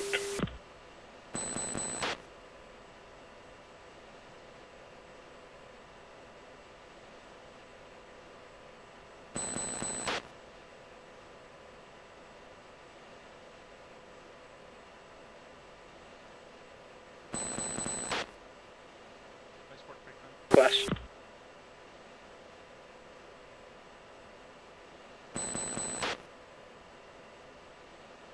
Looking for secondaries, I don't see any yet. For Freakman's a bit really boring right now because he's got me shot all of his blows. At least that smoke down there makes it easier. Yeah, you've got an idea where you're aiming now, so now we know where we're aiming at. We don't need this radar anymore, we can bomb visually. CCRP. Alright, 2 pro. We'll try CCIP the next run, but regarding that, I think I asked that before we took off actually. So you would drop CCIP from like above 12,000 feet anyway? Oh yeah, you can do it, because that's the nice thing about the pepper, is even if, the pepper will always stay at the bottom of the HUD, you hold it down over your intended target, and if you hold the button down, you'll notice it turns into a CCRP pepper. Okay. Do you want me to go in?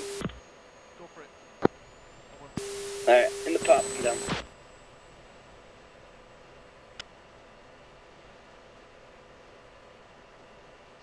recognize that I set myself a little low because it's a CCIP drop. I pulled off to the target to the east, and I'm popping flares. Rock eyes! Rock eyes! Rock eyes! Four still got 2 left. Alright. Holy crap, Nighthawk, that's low. You've got your smoke on. Okay, 2 spec in hot from south. Very well. And Nighthawk got some scores on the middle there.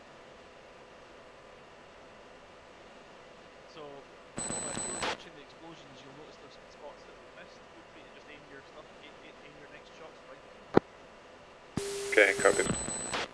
Yeah, there's some scuds that I missed.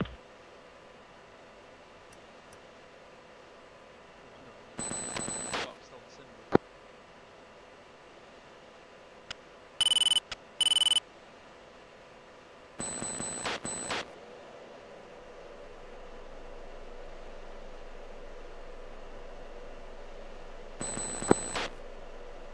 Once we're done annihilating all the targets, we've usually got range.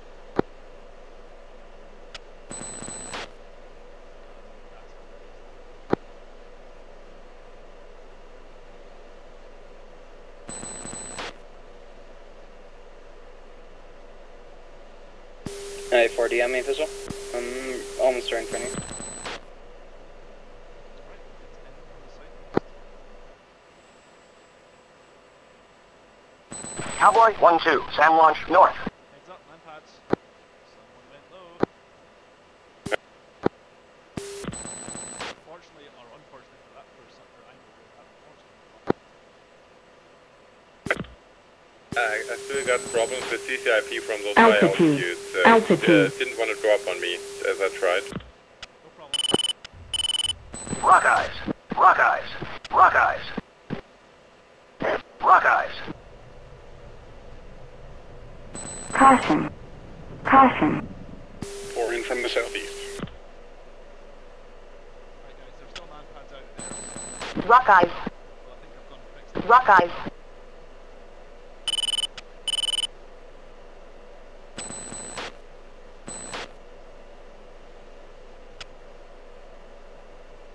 I wonder if you killed what I was aiming for. This is why there's normally a bit of a break between shots, so that you guys can call that. If someone calls in, you probably want to wait about 10-15 seconds at least, because that gives you some time to maneuver. Alright, squeeze in.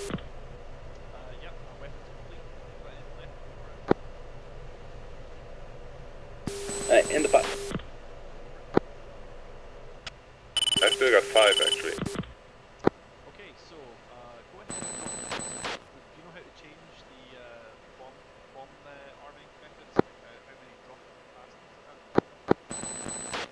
Come again, the bomb arming Rock method? eyes! Do you know Rock eyes! one bomb, one pass? Rock eyes!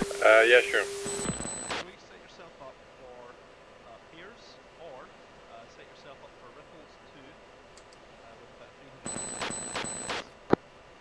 Copy that. Yeah, 300 feet's a bit too low for a burst altitude.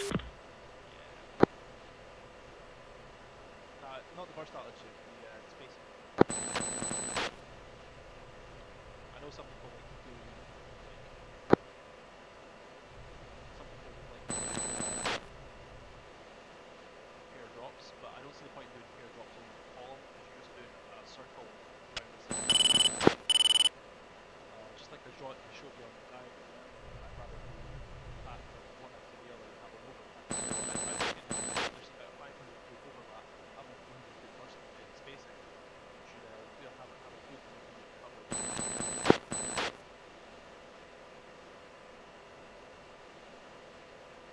Alright, so I'm out.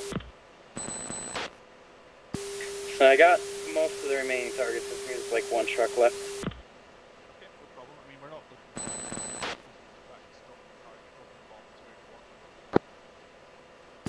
Okay, let me just go in to the range and drop my remaining there. Yep, just pick a target, shoot at it, and let me know if you got it. If you got the bomb dropping where you want. How I can drop CCIP from like 12 or 13,000. I'm not able to do it for whatever reason. Okay, no problem. So just use CCR. So just use CCR. Or have a steeper dive angle. Lead, crossing below, please. Yeah, no. Oh yes, and please do hurry. I have the perfect gun run lined up on these scuds. Let Boba finish off his bombs first, and then we'll walk up the watch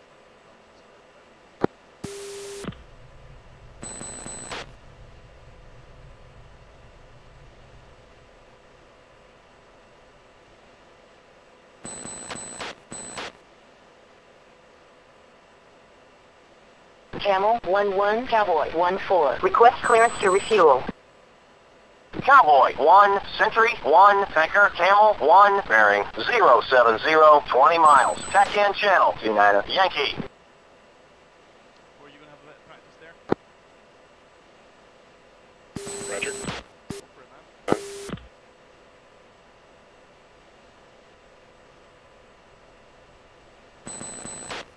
Right, to you coming in from the northwest now? Yep, copy that. Camel 1-1, Cowboy 1-4. Request clearance to refuel. Cowboy 1-4, Camel 1-1, copy. Cowboy 1-4, Camel 1-1, clear to pre-contact position.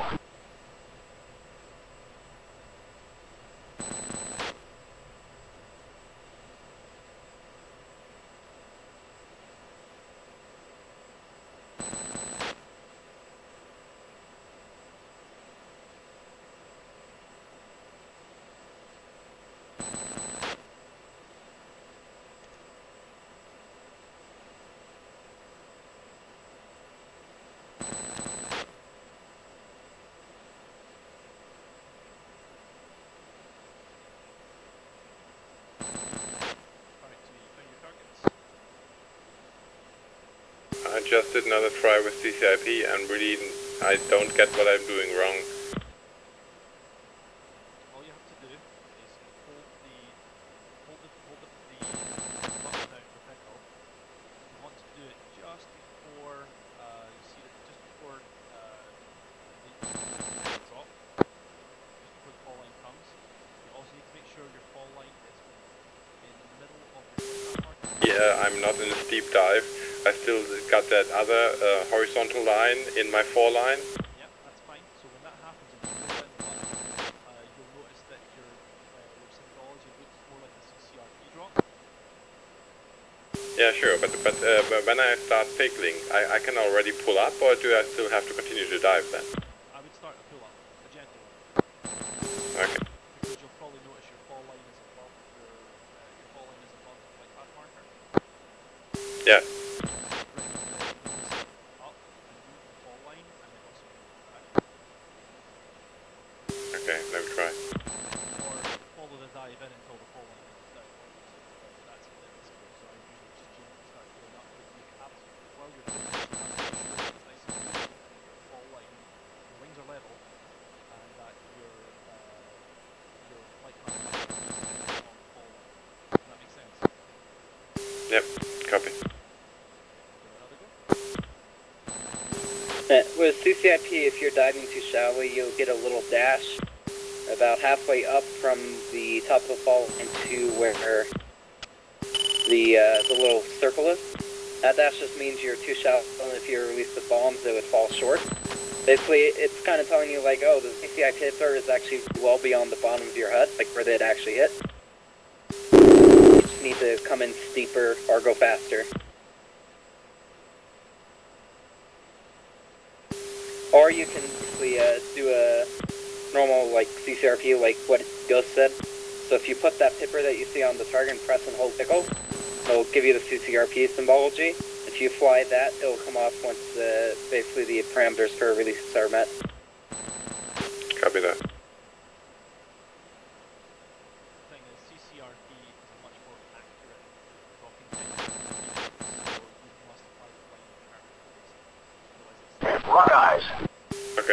they go. Rock eyes.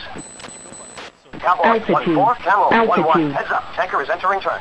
I guess I mean I was lower anyway, so I'm at 9,000 feet, something like that. So I got the feeling, so I'm not really sure if I'm at 14,000 or starting the dive at 16,000.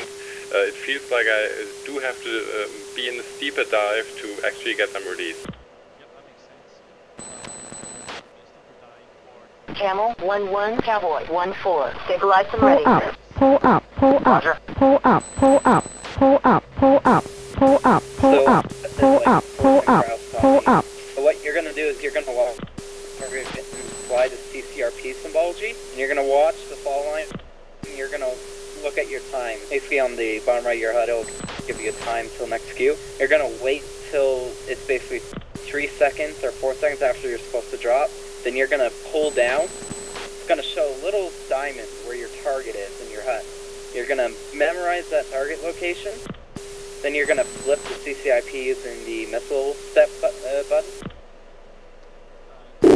And then you'll get CCIP, and that should line you up for a good 80-ish degree dive. Which basically means you should get your bombs off quite quickly after the dive. Assuming you enter it at about 300, 350 knots. Alright, got that. And you want to do this at 20 to 25,000 feet. You'll basically enter the CCRP run at that. Cowboy 1-4, Camel 1-1. Clear to contact position. And once you have the release parameters, wait 3 seconds and pull down to where the target should be. It'll be a little diamond. It's hard to miss the diamond because it's pretty, it just kind of stands out. Okay. I'm gonna go in for some guns here, just have some fun. Yeah, the gun range is open. Boba, do you have any wet bombs left? Contact. Let me just check. Nice thing about the rock eyes, you can just look out your left and right, right? Exactly. I still got one, yep. Okay, just have one more pass in. Altitude, Just double check altitude. so we're not in the middle of that drop. Yep. And then from the north, from my next pass. Okay, go ahead. And I'm out.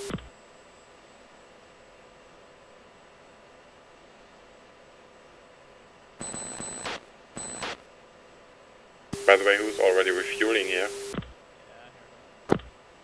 Good job, Rick.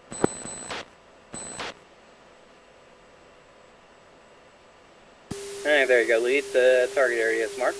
Pull up, pull up, pull up, pull up, pull up, pull up.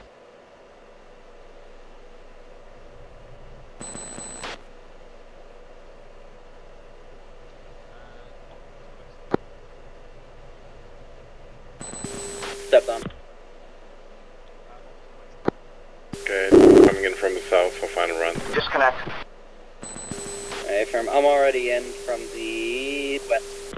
Go ahead, I still got some spacing. Hey, firm. I'm in on some scuds. Contact.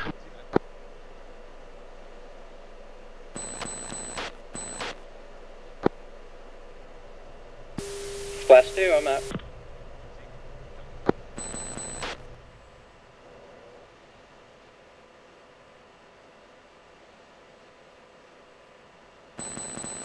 Alright, 2, it's all yours. Roger.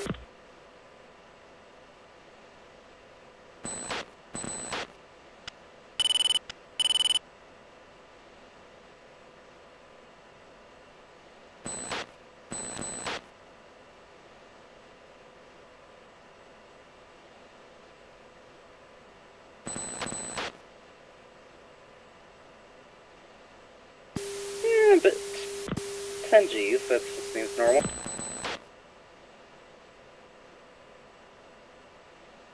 Yeah, but 3 is completely Winchester. Very good. If you want to go out to the tanker, go for it. If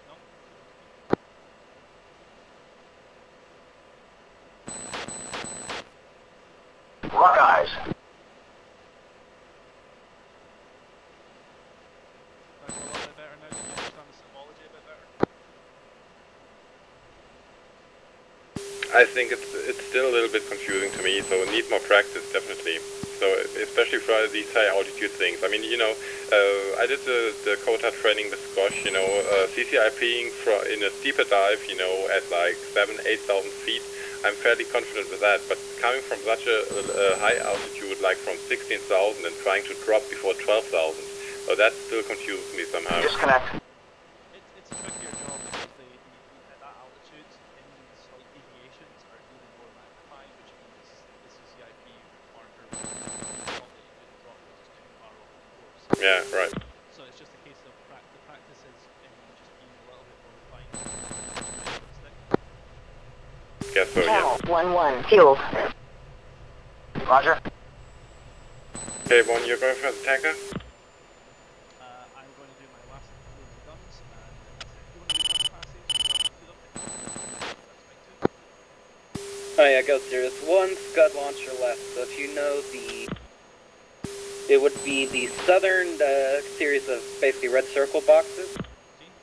It'd just be out to the west of those. There's one Scud Altitude. launcher left. Altitude. Kind of in a slightly different range. It's not the dark green grass, but kind of the yellower grass. He's right there. Look for him.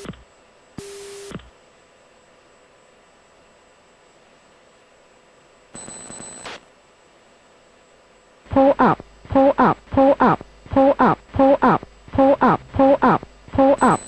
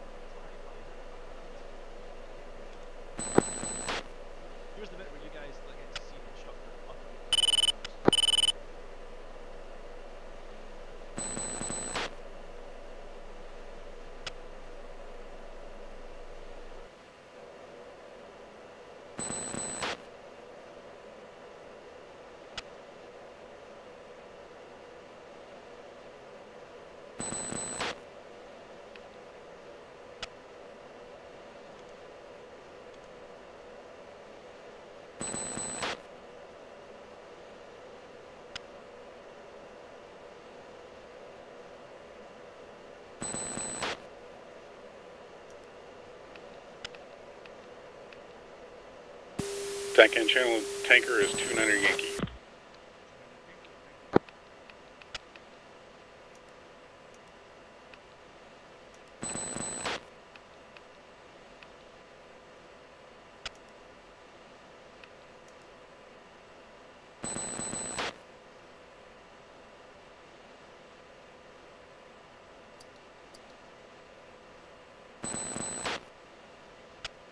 That's why I like the KC-10. The KC-10 gives you bearing and range.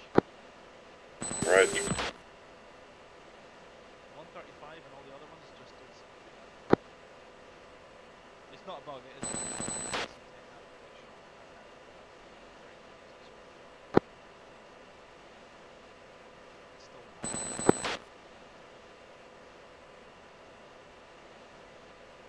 Is that a real life thing or just a BMS thing? I'm not sure if it's a real life thing, but I know the same thing is as well, so I'm going to guess it's real.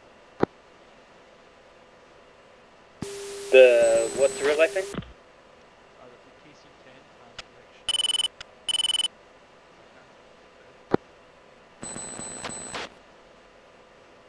Yeah. Regarding TACAN guys, if I'm looking at my HSI now, it like tells me that the tanker should be right behind us because the arrow is pointing way down to my 6 o'clock. Nope, it's looking at steer 6. Go ahead and change on the left hand side of the HSI. Change the mode to CN. Ah, okay. Beforehand it was in nav mode, so it was looking at navigational steer points. TACAN is looking at the TACAN points. ILS TACAN would be the landing, ILS nav would be the Yep. This is a nice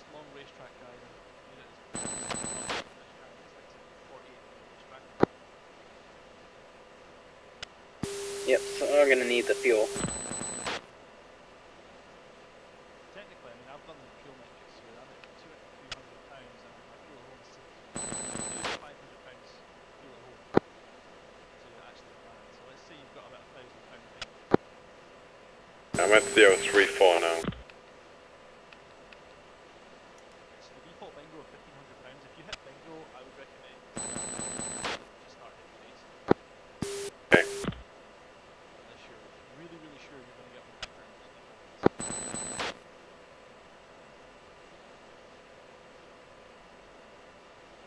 It'll work, unless he doesn't turn too much. He won't be turning. Once he's done turning, he'll be flying at the same course for 40 kilometers. So it's actually more than Yeah. Camel 1-1, Cowboy 1-3. Request clearance to refuel. Cowboy 1, Sentry 1, Tanker, Camel 1, bearing 090, 25 miles. Tack in channel 29 Yankee.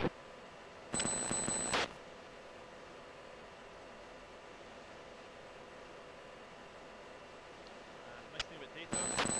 Here's the tanker. You can verify that off of your heading. Copy.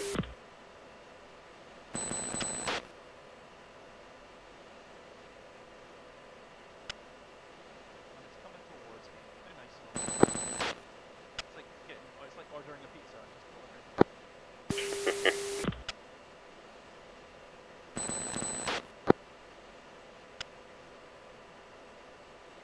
Two visual on the tanker.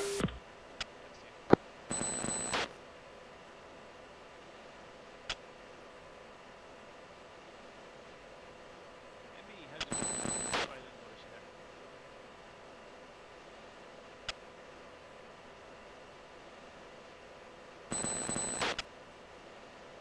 Jay, what's your fuel statement? 2031. It's alright by you. I'd like to go ahead of you because I'm fuel 1.9. Yeah, sure, go ahead. Yeah, okay, and I'm at 017. Yeah, okay, no problem. I hope you go first. Once you've topped off, I'll catch you.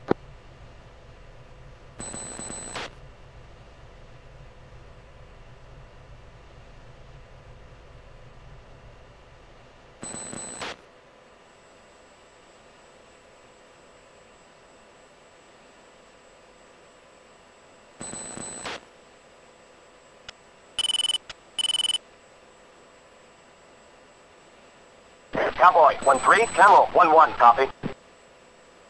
Camel 1-1, Cowboy 1-3. Request clearance to refuel. Roger. Cowboy 1-1, Camel 1-1, clear to pre-contact position. Okay, Cowboy 1-1. Got me masked. Isn't it like if you radio in for the flight, he asks the first in the flight to come in first? Yes, and so. Sorry, 3. It looks like my custom advantages today. One second. I just wanted to see if he'll even let me in. Probably at your flight.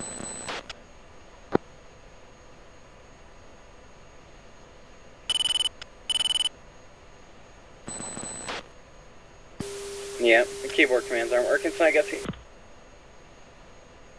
have to go first. Some pressure. Do it before I run out of fuel. It's okay. Like I said, the fuel at home bingo state. I'm just going to grab enough fuel to make sure I don't hit bingo.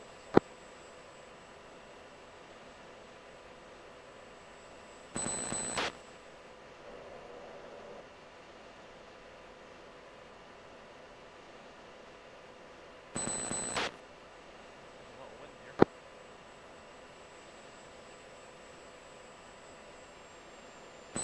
Anchor's at 300, moving at 300 knots, right?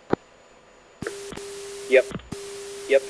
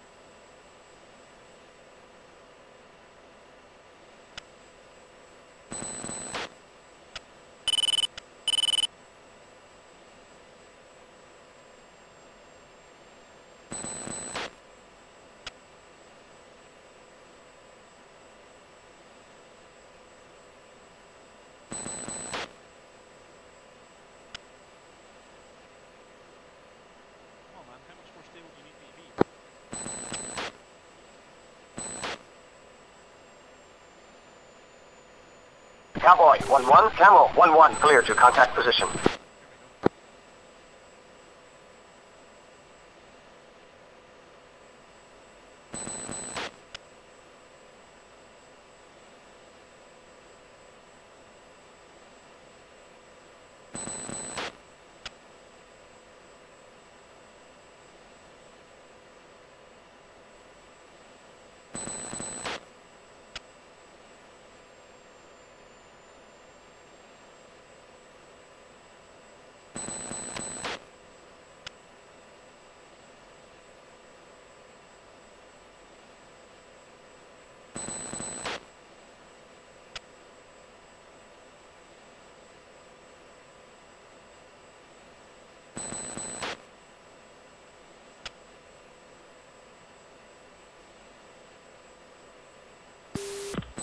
Run, you cleared in, go?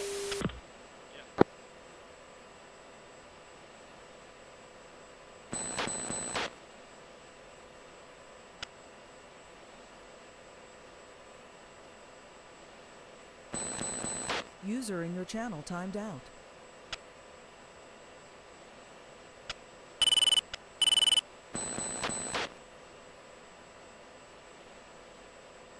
I think we just lost for 3. Go there.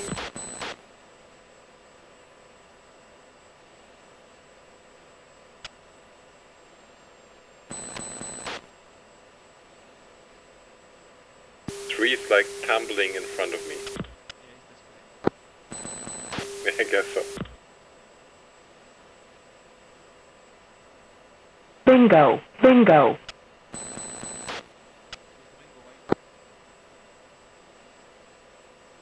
Cowboy 1-1, Camel 1-1, heads up, tanker is entering turn. Of course you are. I hate that call as well.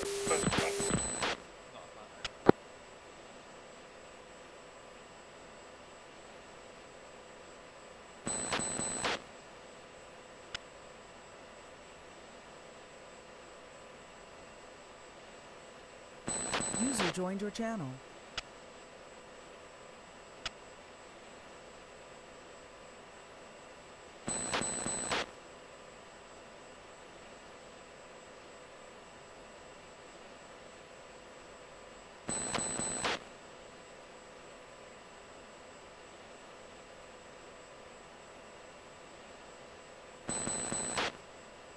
User in your channel timed out.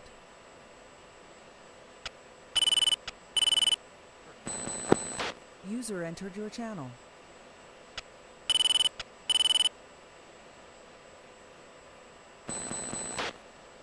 You got the lights? I've got the lights, yeah, I'm just trying to...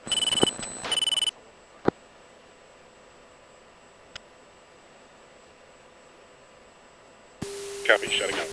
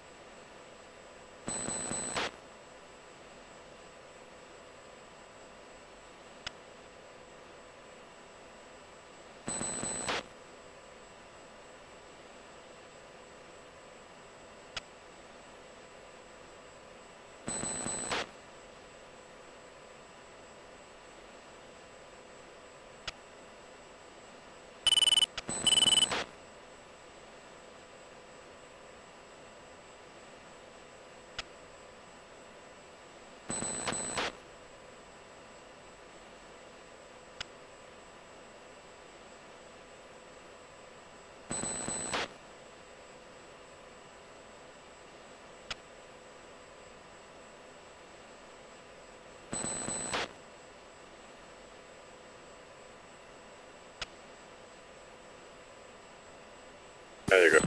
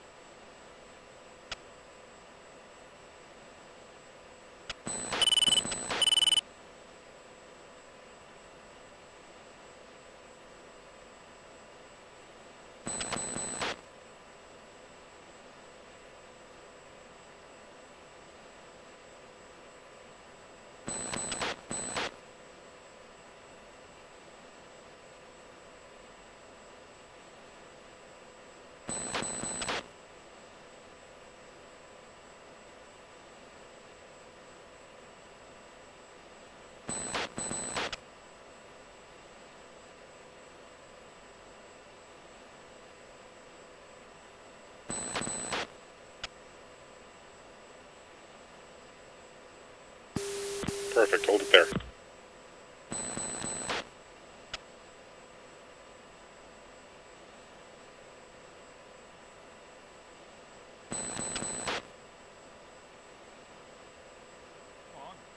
Contact.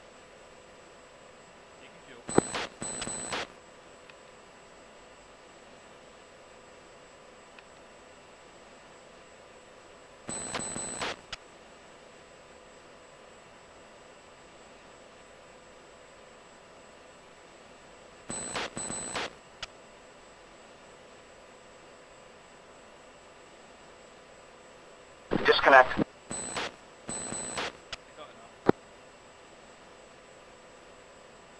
Camel 1-1, topped off and ready to go. Roger. Cowboy 1-2, Camel 1-1, clear to Alright, pre-contact 2-1, position. pre-contact.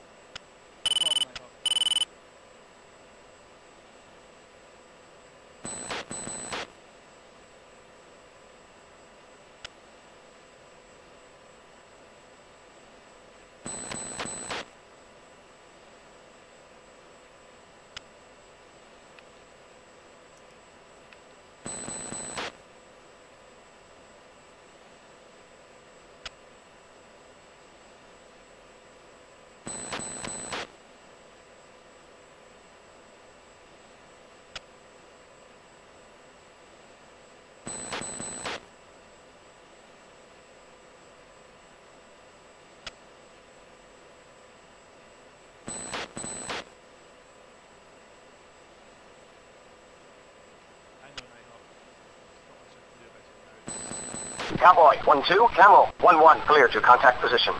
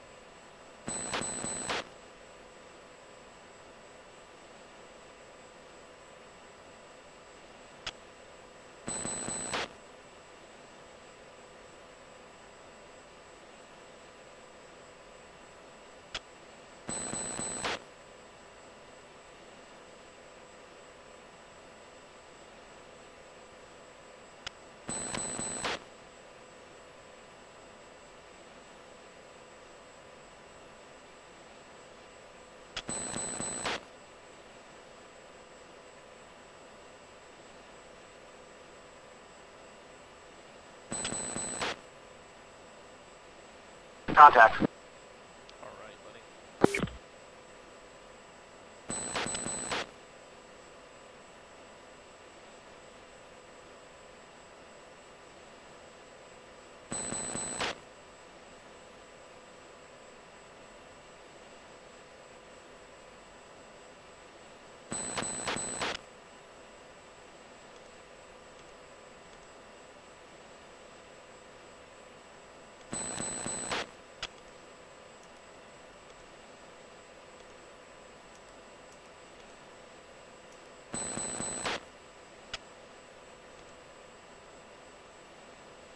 Disconnect.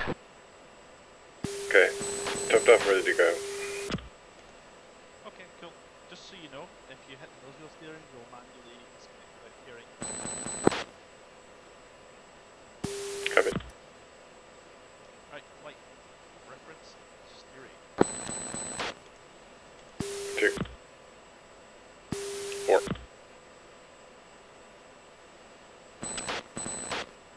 I'm going to pass behind you. Cowboy 1-2, Camel 1-1, heads up, tanker is entering turn. Oh, 2. Go ahead and call down fuel. Come again? Call to the tanker that you're done fueling.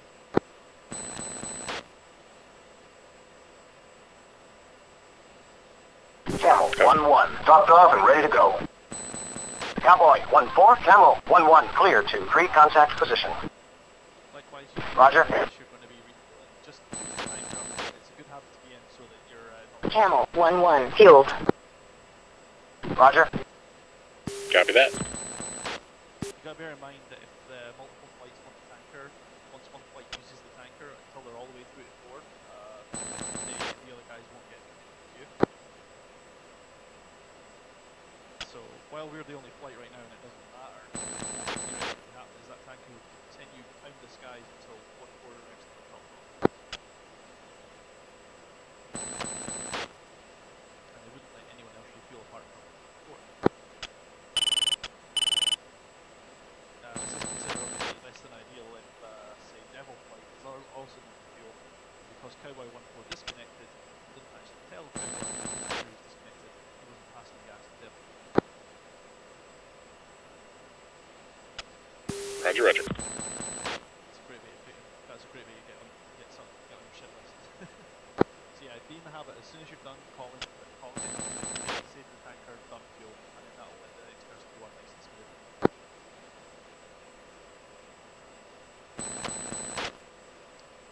Alright, it's 46 miles to London.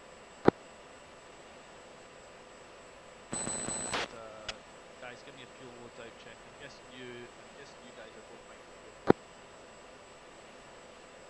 Met 032. 095. Yeah, I'm at 1.6.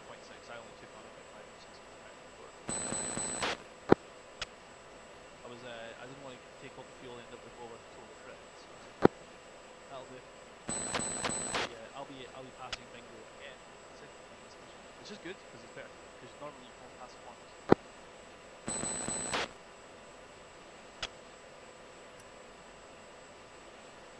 But I should end up.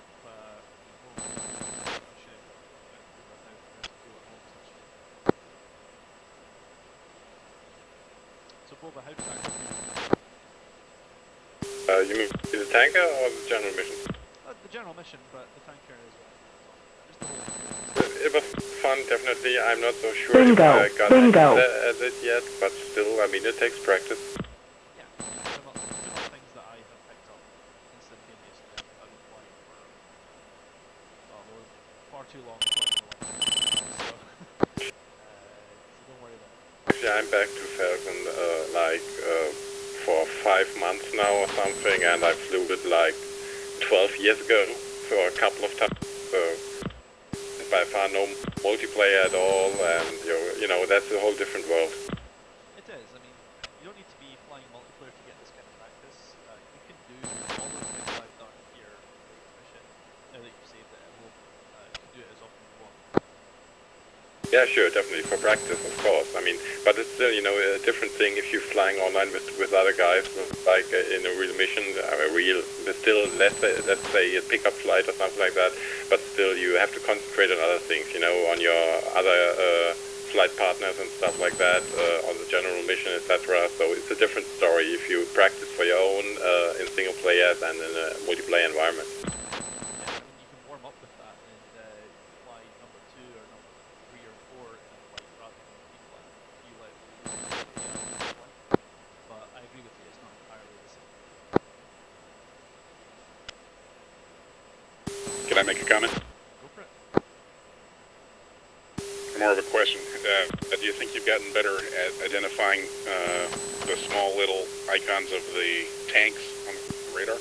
Oh, you can't tell a tank from a BMP on radar. It's just a dot. What you can do though is you can study on the recon page, for example, order of march.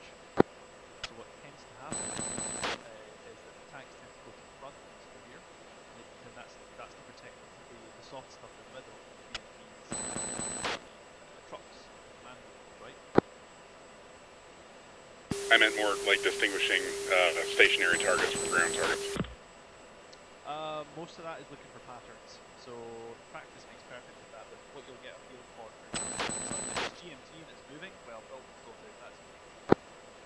If it's GM mode, look for stuff on the brief flight plan. Like for example, the Kotar range there, you are expecting when you look at the area, a north to south buildings. So if you see a set of buildings running east to west, or in our case, what we saw, which was southeast to northwest, you know that that's not right. Well, that's something else. That's not what we were expecting. It's not what you're expecting. expecting there, then it's probably not what's it's something you don't want. Because obviously you would know where your friendly troops are, you know where your friendly buildings are, you know, for example, if you're in enemy lines or friendly lines. So if you're talking about kind of situational awareness, that's a practice thing. That totally is. All I'm saying there is that you cannot tell from the picture alone. You can't tell from any sensor alone what you're looking at. This is a target, even then that's not great. What you do is you take the radar picture and you combine that with, say, the HSD and say, okay, am I in friendly or enemy territory? Am I near my target area? And yes, I am. Okay, this line, like I said, straight lines do not appear in nature.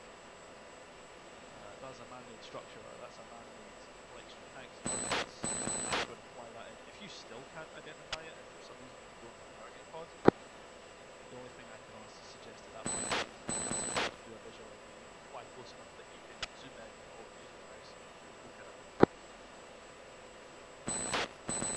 But if you're genuinely unsure as to whether you should be looking or not, then you should probably look for something a little further north or a little bit. I hope that answered your question. Yes, I think I got it. I suppose the one bit of advice I would give you is don't ever look at a sensor unless it's a visual sensor. If it's a visual sensor and you can tell it you're going to be Bradley fighting vehicle from this distance, then more power to you, man. You got it. Anything else is positional. Position of contact. Is it in enemy or friendly territory? It's in enemy territory. Okay. Is it one vehicle or is it many? Well, it's many. So it's a point. Compass. Moving lines or informations. Okay. Well, it's a collection of vehicles that are moving. It's in enemy lines. It's then a target. It's just pushing it all together. That is somewhat situational awareness, but it's also tactics. It's thinking, okay, if I was the guy who's on the ground, I want to fall dead.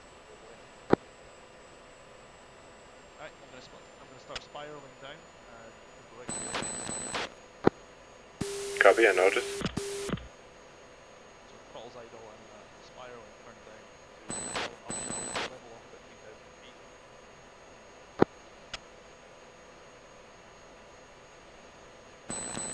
Altitude. Altitude.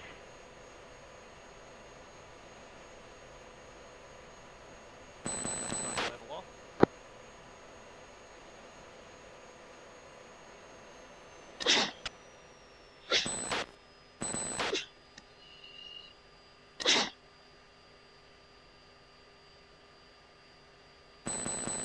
That there is a tactical descent.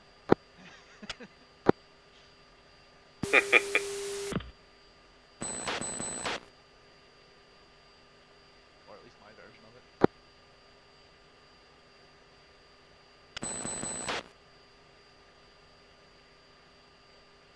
Right, if I remember rightly, takeoffs and landings were runway 08, so I'm going to push tower and announce autonomous vectors.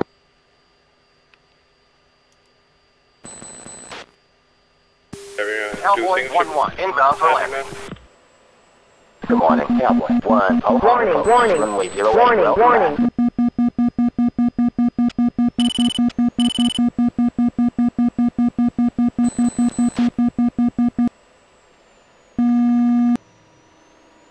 Was that one or two that just split off? I'm the one going for landing. Yeah. You go ahead first. Doug. Sure. This is like the sketchiest landing ever. Like, Cowboy 1-2, inbound for landing. Good morning, Cowboy 1. Oh, Hong approach. Runway 08, welcome back. Good morning, Cowboy 1-1. Oh, Hong Tower, clear for landing. Runway 08, jet gear down.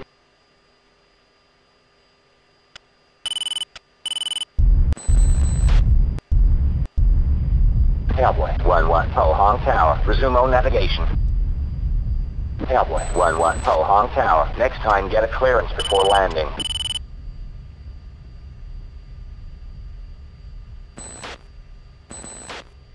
Okay, 2 in for shot final.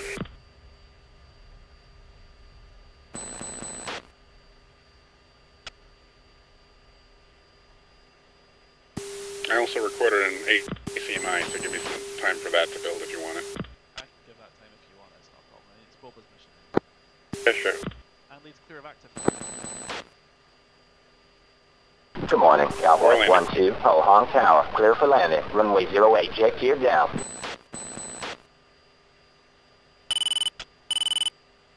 Cowboy 1-4, Ho Hong Tower. Next time, get a clearance before landing. Bite me.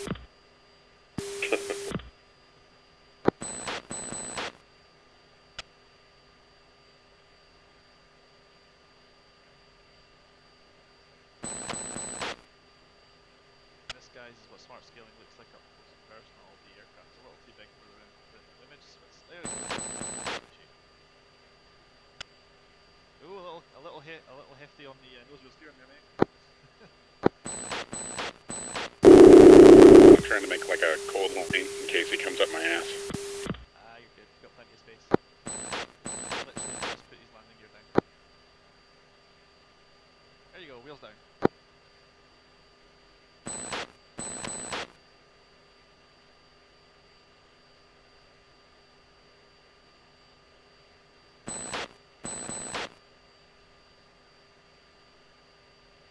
Okay, I'm going to exit the pit. I recommend you do the same as well.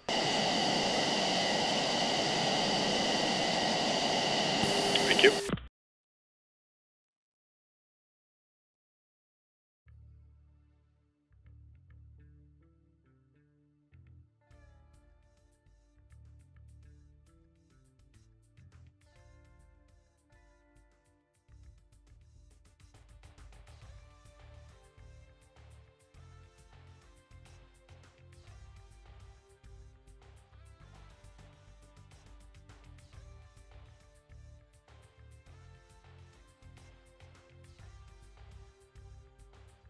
Alright, so you guys gonna be here for a couple of more minutes then, because I'll be taking a bio break and a smoke and be right back, okay? I'll be around for a little while, but I'll be heading out in a little while. But certainly, I believe Briefing's doing his acting recording, so if you can. Yeah, sure.